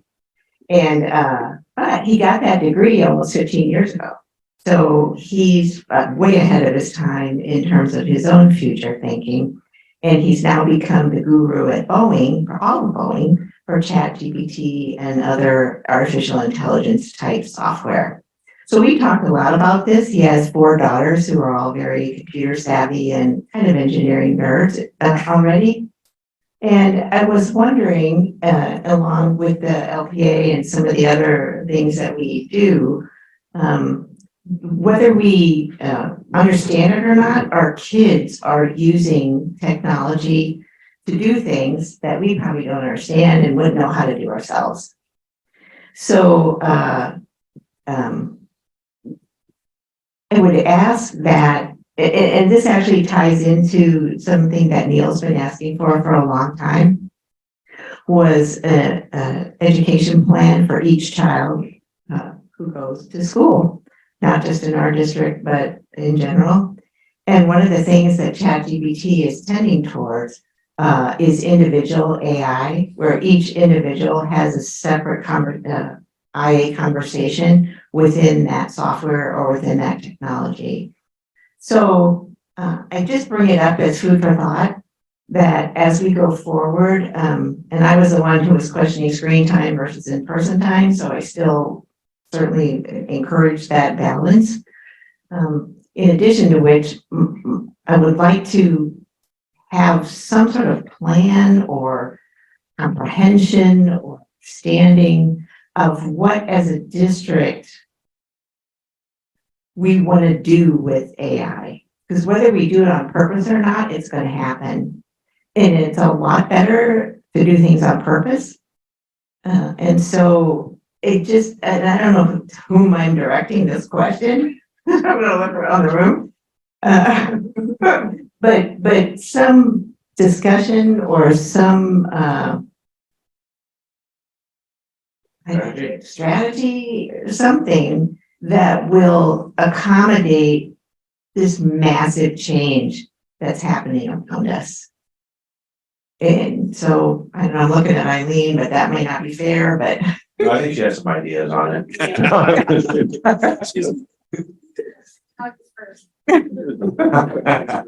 Please. So those are my comments actually to do with the process and the thinking and the teaching and the recognition of the world around us. For 20 years, AI has been talked about, and it was all just sort of percolating out there in the back, and now it's real and it's moving fast. And our kids are all part of it. My little granddaughters, are 8 and 9, and they're way past where I can even find the website. And I like to do things like this. So all of our kids are going to be ready, and we want to be ready too. And I don't know what that means, but I'd sure like some help. And thank you to everyone this evening for your patience and your comments and your presentations and your everything. So great meeting. Thanks, Nelson. Thank you. Blake. Here to everything Joanne said, and I think this is, let me rephrase that. This is unquestionably bigger than our district. This is a push to LACO. This is a push to state. What is the strategy moving forward? This is bigger than any of us, and we should be doing what we can to drive it. So here, and kudos. Want to also say congratulations to the Da Vinci graduates and their families, parents, and that was very exciting. And to the continuing conversations, partnerships with DV. I think some of our conversations today, I want to make sure they are taken in the context of we're trying to protect everybody. We're trying to look out for everybody. This is a win-win we're looking for here. And so to that effect, I was grateful that a number of us on our board were able to attend the Da Vinci graduations and were welcomed. Kudos and thank you to Dr. Wonder for his welcoming words at the graduations, making us feel welcome and recognize the partnership moving forward. That was appreciated. It was also good to have Raul, one of the Da Vinci board members, at our Dana graduation and Dana promotion. And to kudos to the students and the families who are promoting for Dana. That was a fun event. Always great to see that. I will point to something that I really want to emphasize, and this may seem like a little thing, but it's a huge thing if it's a problem. One of our core assurances is safety. For the third year now in a row, we have had a stage without handlebars, without a bar. We got to change that. Safety is what we're all about. Can't have a kid not safe at promotion. Especially wearing heels for the first time. So please, let's, we got to do that. Let's, one other thing I've been not harping on, but clamoring for is financial education. I know I've said this before, but it was really echoed for me today. I want to first thank Kiana and Blake and the team for the Vita Reality. Thank the team at Connecta for coming out. I thought it was a great program again to see these kids having this exposure to financial knowledge. I did 2 focus groups this morning with parents across the country. And again, I asked them, which is more important to you, a college education or a financial education?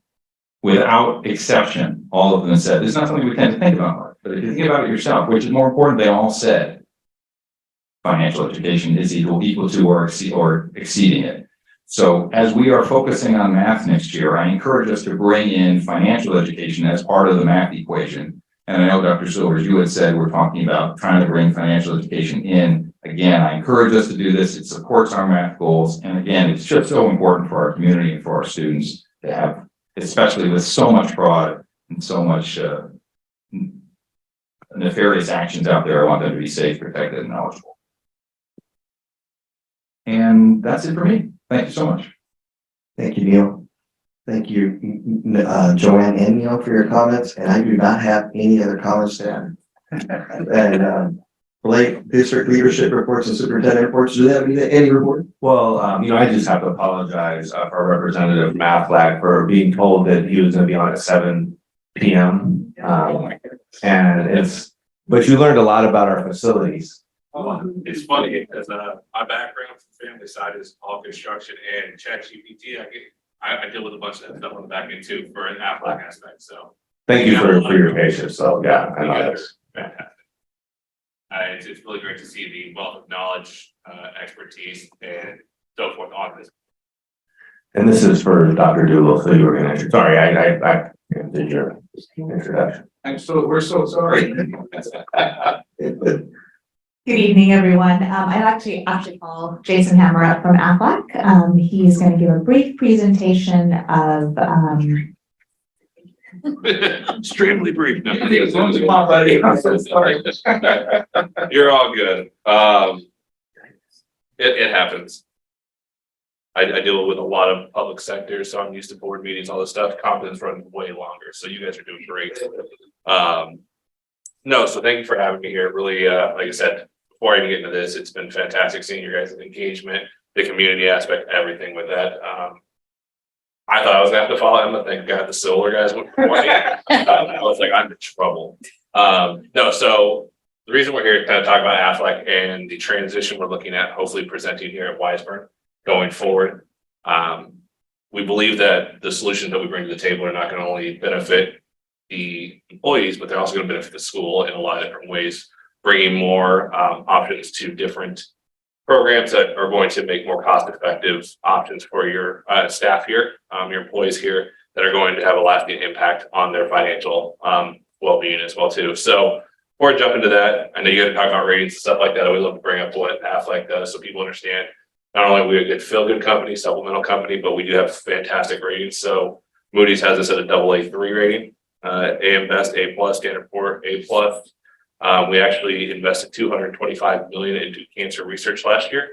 When we're talking about diversity and inclusion, since that's a big topic these days, we are 66% female run and operated, 46% minority operated, and of our board members, we are 64% female and ethnic minorities. So we really want to drive home that we understand the landscape is changing. So is our communities, and so we need to have more involvement so that people that are making decisions and helping drive our outlooks going forward also are going to be able to mirror what's in the room that we're dealing with as well too. That being said, do I have a clicker? If not, look at somebody else. There we go. Sorry, I'm a walker and a talker. The Italian tall guy in me never loves to sit behind a podium. That's just not what I'm built for. So I'll try to stay posted. So why Aflac? Why bring us in? You guys have a similar program in place right now with American Fidelity. Why bring in Aflac? It's really to have the expertise to help you guys overcome the ever-changing landscape that you guys deal with. Every year you have to deal with your major medical, you're doing dental and vision. You know, sometimes it's up, sometimes it's down. COVID actually saw a huge increase for a lot of people because we were having so much more in the way of testing utilizations happening. So how can we help drive reductions in that space? How can we help you grow? I know one of the things with talking to Salka a lot was just, the bandwidth of people around, having more people in place to do jobs. So how do we, drive more interest in working here at this district, strengthening your guys' ever expanding benefit package, And then using technology so that we can make sure that you guys are on the cutting edge. We're not still only doing paper, we're using the long way around to do things. And then really giving back time to your teams here on site for productivity. We're maximizing their time frame, and then we're also giving back the administrative efficiency back to them as well. Like all the other guys say, if you have questions, just hit me with them. I work very efficiently like that. Next up, what we're showing you here is when we're talking about navigating those landscapes, this is our full product portfolio here. Let me just make sure we didn't miss one. One coming is our Trupanion partnership that we have, which will be doing pet insurance as well. That you'll probably see in the 2024 market. What this basically is to show you is we have a product that fit your people at any point in their life, and also help you accomplish the goals you want to here at Wiseburg Unified. So whether it be we want to be able to provide better life financial insurance for people down the road. We want to protect them as they have growing families with accident or, disability plans or critical illness, so forth. We have a plan for you and your people to meet them where they're at, when they're at. No, go for it. No, you're good. One of the things that we heard when we were talking to the associations here was that there was a big misstep on feeling that, especially the classified, were not getting the same treatment as the certificated, and they didn't have the same access, that they weren't getting the same communication because they were at different sites, stuff like that. That's what we got this feedback.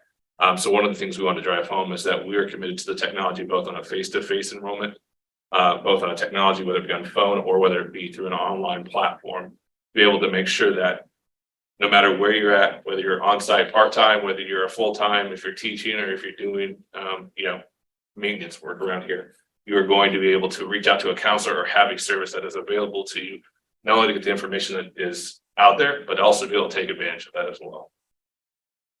When you say reach out to a counselor, I don't know what that means. Yeah, so at Aflac, we have an enrollment specialist, or we call benefit counselors. So our goal is not to just sell a product. One of the biggest things we heard when we were actually talking to the associations here was that we had something like this in place and we didn't even know it existed. We didn't know what the product was because no one actually sat down and took the time to discuss and talk through the products with them. So our goal here at Aflac, and we deal these products, is we actually want to make an impact and change on those people's lives. So we're not here just to sell or push a product. So we actually have benefit counselors sit down and look at, hey, this is what you're doing with your major medical. These are how our plan is going to help offset so that you can do this. Oh, money's a little tight. You're worried about protecting your family, but you can't afford, $1,200 a month out of your pocket. Let's show you how maybe you go step down a plan, up your Aflac, save yourself $300 or $400 a month, $3,600 or $4,800 over the course of a year, and find the right solution. So we were willing to sit down with every individual and talk through the solutions that make sense for them. As far as we're talking about providers, we are the leading provider here. Aflac is the #1 rated. We have over 440,000 accounts, 50 million people covered. If you look, those are just some of the awards we've been rated over the last year. The ethical companies is actually up to 2023. In fact, we're the only insurance company on there, not MetLife, not Kaiser, not Blue Shield, none of them. And you can see we're supported by numerous companies, Bloomberg for gender identity equality, Latin, most admired companies, and so forth. And that's something we drive heavily in. Now the offering, like I said, I'm making it short and sweet for you guys. These are the products we're looking at bringing in. So we have our group accident, disability, critical, and hospital. They cover a variety of things within that. You guys will all have proposals submitted to, or I believe they'll have them for Monday. Perfect. They'll have them for Monday so you can review anything. And I can make myself available for any questions you may have. Then we have group dental and vision that we're bringing into looking to replace your current Delta and VSP. So that's not supplement, that's the actual plan. So yeah, so accident. So the 4 on the left-hand side, so if you top to bottom, the 2 left, those are voluntary worksite benefits that can be taken additional. And then the dental and vision would be true group plans that would replace your current plans in place. So group disability means what? So group disability, so as you have your, obviously, you guys don't pay into a disability plan, but you do have your certain timeframes that, I probably need to be out for 14 days before something. I have to use a sick or vacation time. After that, her disability could come in and actually supplement them. So if they're out for 3 months, we would help pick up the difference where, there's vacation and sick time. I'm actually pretty passionate about this. So, a little caveat. My wife is a speech and language pathologist with LAUSD. And so we dealt with this with our first child. I got a little 2.5-year-old that missed daddy tonight, but it's all good. this was instrumental in us making sure that the mortgage was taken care of, and then we didn't have to worry about the extra bills because we didn't have the money because of, you know, the school not having short-term disability, not being able to provide it through a state program because they don't pay into it. So having this will help cover and provide that extra assurance for a lot of your employees. So the group nature of that term is that it is at a group rate, I guess, is that? Yeah, so Aflac is broken into two kind of departments. We have what we call a traditional account, which is I can give it to anybody, sell it to anything, and it doesn't matter the size of the group. Whereas a group plan is going to be anybody over 100, and you're going to get special rates, you're going to get special build outs, you're going to get higher in-depth products and more benefits for a lower cost. So you do get a special rate. So it's the thought that we qualified for the group type implementation here. So two things, the group accident, disability, critical and hospital, I think he's mentioned those are supplemental, those are additional types of coverages, optional coverages that folks would get. And then the proposal that would be brought to the board is really on the dental and vision, because those are district funded insurance plans that we offer. And we do have a comparison that I'll show you right after this for your current dental and your current vision. Actually, before we jump into the numbers, and I'm sorry, it's really small. That was one of the things that we did too. So with the associations, when we met with them, we actually had them just do a random poll so we could see if we had network coverage for everybody. Everybody that we polled had network coverage. One of the other benefits about our dental plan that you're not going to get with anybody else is we write the dental plan. So if there is a provider that isn't in network, within 72 hours, we can have them added to network with a single paper. We can send it out to them, they sign it and come back and they're added to our network. We actually just did we call a disruption report, looking at, if you guys are to leave, what would the disruption report look like? In California, on a national basis, we actually are ranked #1 in the LA market, San Diego, Riverside and Orange County markets right now. Throughout the nation, we rank around #4. There are some random places like Alaska where we fall a little bit lower because coverage not as prevalent out there. But from a national perspective, we average between 2 and 3 in almost every state. So when it comes to coverage, you're not going to have to worry about finding a dental or vision provider here in your network. We cover out of network also, just not with the same schedule. So yes, we actually cover at a higher percentage right now. Your guys is out of network for most stuff is at 80 percentile. When you do that, we cover it at 95 percentile. So we did a really phenomenal plan on this one for you. So that being said, there's no way to clarify it. Yeah, here you go. Here's the numbers. No, so basically, is there a way to zoom in on this by chance? Yeah, or just the red number. If not, no worries. I can. So I'll walk you. If do I need to be on mic? Perfect. Okay. So the highlights here are: if we look at left, that's your current dental plan. Right is your current vision, or is our proposed plan. If you're looking at a level by level basis, right off the top, you can see we're providing more value. The only place that comes up and looks a little weird is on our annual maximum. So we start off at 1,500. Your current one's at 2,000. But the way our roll up is set, yours doesn't have the rollover maximum. Ours will add $250 for 4 years. So after 4 years, if you maintain the plan, you're going to be at 2,500 on an annual basis.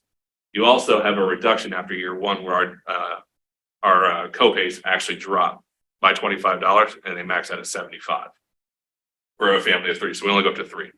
The way our plans are structured is we do 4 styles: an individual, individual spouse, 1-parent family, 2-parent family. So if you have a 1-parent who has 10 kids, it's only going to be 3. If you have a 2-parent family with 1 kid, they'll still cover the 3. If you look at routine services, this is where we start seeing a lot of wins because based on the information we provided from the Keenan program that you guys are currently doing with Delta Dental, most of your stuff is covered at an 80 percentile across. It does have some services that are covered at 100%, like your preventative dental cleanings and so forth. But then you have other routine services that are covered at 70. We cover everything 100% across the board, whether it's in or out of network. We cover 100% all basic services, 80 if it's out, and then 60/50 on there. So the only time you see a super major service where you're going to see different is like I have to have a root canal or I have to have a full bridge put in, stuff like that is where you'd see a slight difference. But even then, if it's at the out of network, we're still coming at 95%, so we're going to beat your current plan rating. The other thing too, you have waiting periods. So late entrants on your guys' current plan, they don't get to take part in it until the next open enrollment cycle, or they have a waiting period. From day one, ours is no waiting periods. Doesn't matter if you're a late entrance or you sign up during open enrollment, you get immediate use on the following first. So we open enroll in September, October 1st. Theoretically speaking, we know the plan's going into place January, but October 1st, you would have immediate use. The other thing that we offer in that plan is orthodontia for 19 and under. So we'll cover $1,000, 50% first year, 50% second year, so 500. You guys don't currently have an option for that at all. Dependents up to age 26. Again, we talked about out of network is 95 percentile. On the proposals you get, they are done on a 12 months. So to turn them into a 10th month, because we know you do it 10thly, that's where these prices are. That's why we put them in the slide to show you. Your current plan is on the left-hand side. That's what you're paying is $87.70 per person. Even with our increase benefits, we're at $71.65 on a 10thly, which turns into being about $100,000 savings for everybody. So what that works out to is $50,000 the first year, $50,000 the second year, because it's a 2-year plan. That works out to be about $25,000 savings for the district, $25,000 savings for the employee as a group. So in my case, that's what I call a win, when we can add more benefits and save everybody some money in the process without risking the network or the service that you're getting. So I have a question. Of course. So these percentages are based on your schedule for those services? So this is a PPO, so there is no schedule. Okay, There's no schedule. This is what it is straight out the. so if somebody charges $100, you pay 90%, 95% of that $100. If it's if it's out of network. If it's in network and it's covered on it, you have your basis points. So if it's a routine service, we're not gonna charge you anything. It's 100% covered. Okay. If it's out of network and you have that, it's gonna be at the 95% Oh, mile. I get it. Thank you. Vision plan. Oh. You're not Blue Shield, it's VSP. Sorry on that. That's my my error. I apologize. We're pretty much dead even across the board. The only thing that we change on is frames. We go 150 to 200. If you use, we have the Davis Vision network and our own network. That still gives you access to your privates. You still can go to your Costco's, your wholesalers like Sam's Club and get even more value because you get lower prices and then stretch it even further. When it came down to, again, we ran the numbers based on what's currently on your census.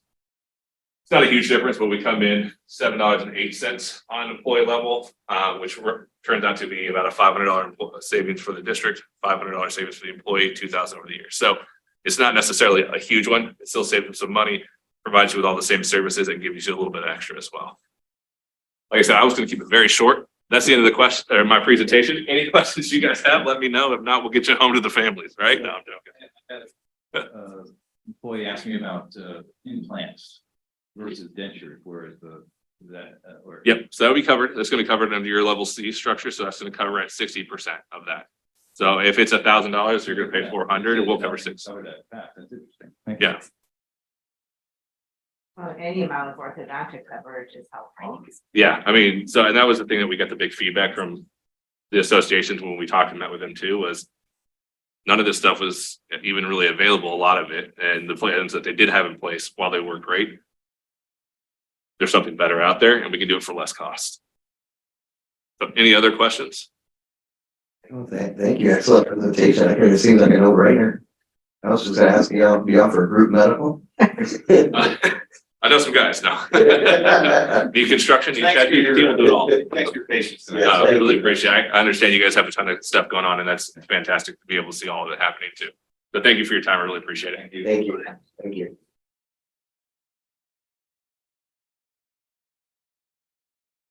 Great. I think Eileen has No, I do not. Thank you.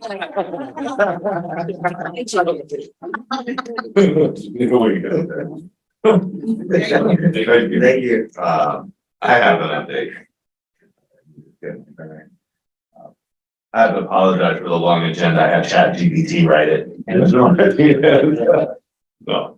So, just a couple of things I wanted to talk about. First, I wanted to share that, thanks to Sarah Nitsos, who's no longer here, we were awarded a $21,000 grant for LA County Arts. It's LA County Arts Grant. We typically apply for this on an annual basis and want to look to how to grow it and support our arts program, which is really an important program for us. This year's focus is going to be on dance for students, and it's going to be implemented during our P program, so that we're able to extend that out as well. Also, want to share that for CSBA next year, Monique and team are through, for Wiseburn, we're applying for the Golden Bell Award. That is an award offered by CSBA. We're looking to do that by recognizing the growth of our counseling programs here in Wiseburn. Is one of the really sort of crown jewels, the district's really grown into that, in the district, and want to highlight some of the work that we've done, to get mental health experts and clinicians here in the district to support our students and families. But we need to have this announcement of doing that in the minutes and kind of a soft, go ahead by the board, just to make sure that you're aware and okay and would support us, going through CSBA and applying for this award. So I would assume, I guess it's not bad. Sorry. All right. So wanted to, yeah. All right. So wanted to do that. I also wanted to share that Tuesday and Wednesday of this week, we engaged in our, is it third annual or is it second annual? How to? Third annual, yeah. Our third annual how to kind of strategic implementation planning process for the district.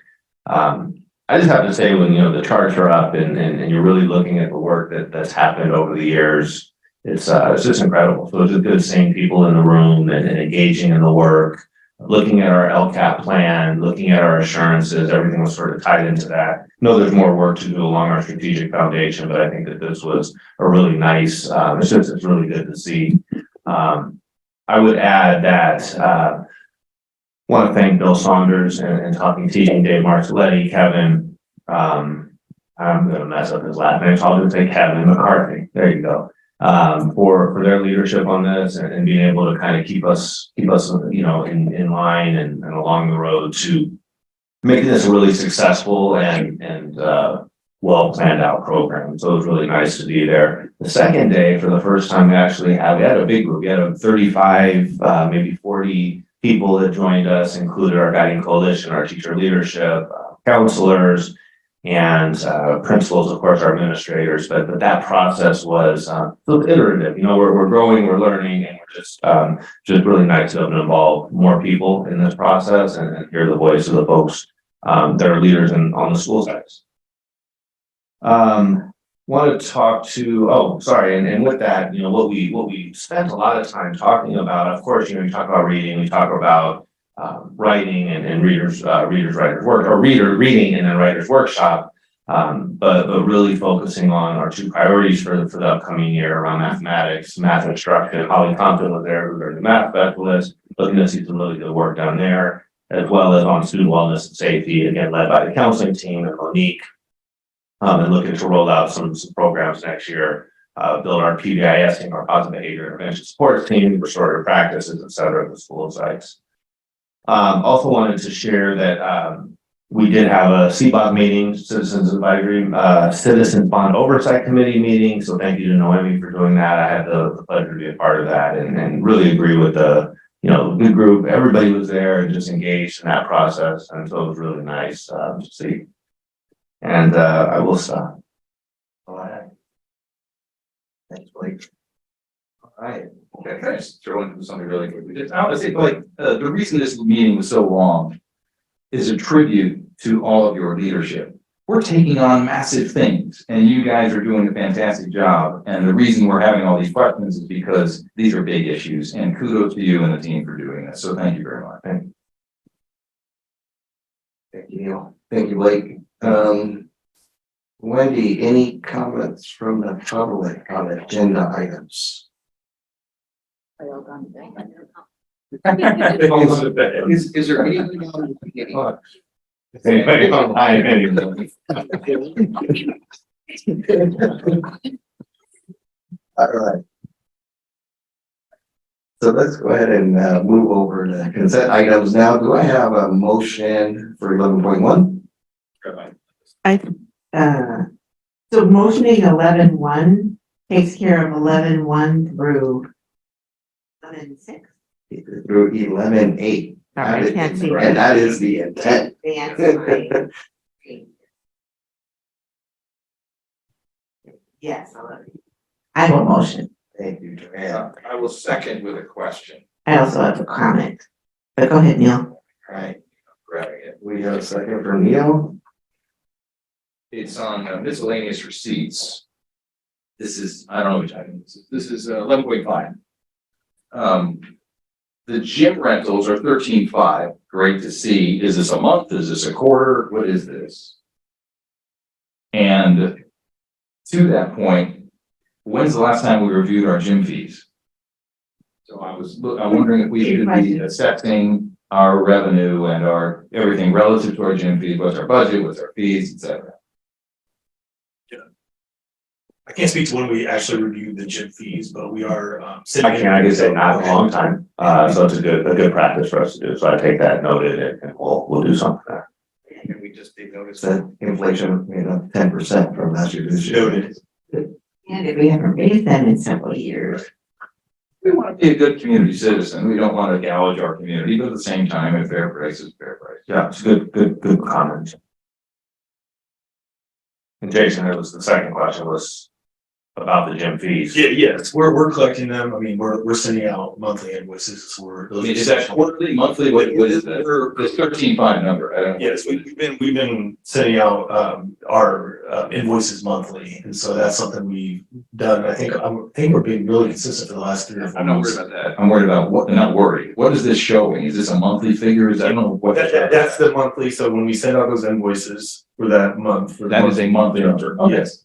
13.5 is, that's this month or the month reflected. And I want to say we did some catching up from the previous months before, so there'll be some cushion. We need to do a presentation about that, probably to look at gym rental fees, and maybe when we do this analysis, we can bring that back to the board because from what I'm hearing, then 13.5 may be longer than a month. Yeah, because we did some catch up, but we've been sending invoices like this. So what's our annual revenue? What's our expected revenue? What everybody else is charging, just like we did an analysis of the preschool. I also have a question on 11 point. I don't know which 11 this is the purchase orders. And it's just a question on the chart wells. Our monthly expense used to be in the 57 to 60 something. Now it's at 83. I'm not questioning it being wrong. I'm just wondering, it seems a high number to me, and I'm just trying to remind myself, are we reimbursed by the federal government for this at 100%? Yes, absolutely. Our reimbursements through CNIPS are well above what we're spending for our meals. And I think I put that in the previous memo. You can do that, forgive me, yeah. Thank you. My comment had to do with the invoice from Christy. Christy White. And so my sense is that we're approving this with the correction that we talked about today. Correct. In the letter, in her contract letter, I guess, there was a misstatement of the charges. The charges were shown, they were mislabeled. The charges for 23-24 were correct. The other charges should have been for 22-23, right? Correct. Okay, so in approving this, we're approving it with the correction. We've already received the amended. Okay. All right, okay, thanks. Joanne? That's it. So motion, a second, all in favor? Aye. Fantastic. Let's go to action items general. I think we can take 12.1 and 12.2 together. So moved, 12.1 and 12.2. Neil? Yeah, is Nisha gonna talk to us about it? I'll second. Just a tentative. Tentative agreement, and just thankful for our partnership with both WFA and CSCA. These were items they brought to the table and we were able to negotiate them out both in one day, so it was great. Nice. Some of it was around leave language as well, right? Is that correct? The leave language was just to be, in line with, any law, any statute. Like FMLA or something? Yeah. Okay, motion second, all in favor? Aye. For both, right? Yes, for both, absolutely. Thanks. I move 13.1. Thank you, Neil. That's a facilities item. I'll second. Thank you, Joanne. All in favor? Aye. Aye. Let's go to personnel, 14.1, approval of employment of short-term employees. Do I have a motion? So move. Second, I'll second. all in favor? Aye. Aye. Fantastic. Upcoming dates and events. Got 5-minute board meeting, 3 hour. Everything else. Lee. Sorry.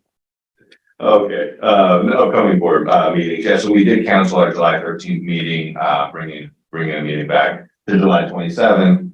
So we'll have that one meeting, at that point, again, open session at 6 p.m. We also have a change, our August meeting, it was scheduled 10th and then the 17th, I'm sorry, from August 10th, August 17th. Same time, same place. And that just results in us canceling that second board meeting of August, which was scheduled for the 24th. So we'll figure out if we need to add something. I know there's some workshops that we talked about today and we'll have to make some edits. On Monday, right? We do, yes. So we do have a meeting Monday at 8 a.m. Yeah, it's here, and that's just a adopt, that should be well, I'm not even gonna say a short meeting. I'm not even gonna say that. It's gonna be a meeting. Yeah. Do we have that on the agenda too for Monday? Yeah, so on that, we need to just add the dental and vision. It is a cost savings, but it is still a fiscal impact that I would need board approval for. And the reason it's time sensitive is because open enrollment starts in September.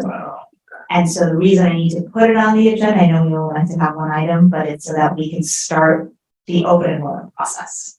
We can't do that without the approval. So the approval means we're changing carriers. So we're moving from VSP and Delta Dental to Aflac. Correct. Okay. And he had mentioned meetings with our bargaining units. I want to make sure he characterized those comments as. Correct. So we had our first health and welfare benefits committee meeting, I think in 4 years. And so we had a meeting and we met with CSCA and WFA, and they were overwhelmingly in support of this. That meeting was about an hour and a half long, and he went through kind of line by line the offerings. And he was serious about asking who your doctor is. He looked it up, and anyone that mentioned a name, it was part of the coverage. And if they weren't, he did say that they have the 72-hour notice and they could get at it. So it is a much bigger company than with the consortium of the JPA that we have right now. And so the benefits are going to be more widespread. And there's a cost savings. Thank you. Thank you for doing that. Thank you. Now on the medical. Good luck. Good luck with that, because we're looking at a 19 to 22% increase in our medical coverage. We just got the bill. We just got like the rate sheet the other night, the approval from CalPERS. And so I am looking, but leaving CalPERS is a big deal. It's a very, very big deal. This is becoming consistent, 19, 20% increase year after year after You know, year. there used to be a rule that in business, you could attribute 30% to benefits of salary costs. Do you remember that rule? Yeah. We're blowing that out of the water. It'll be interesting, Jason, to see what that is. Yeah. Any other? No, that's dates? All right. I think that concludes it. Thank you, everyone, for being patient. Thank you. Community audience. Yeah, hit that thing. It's the thing. There you go.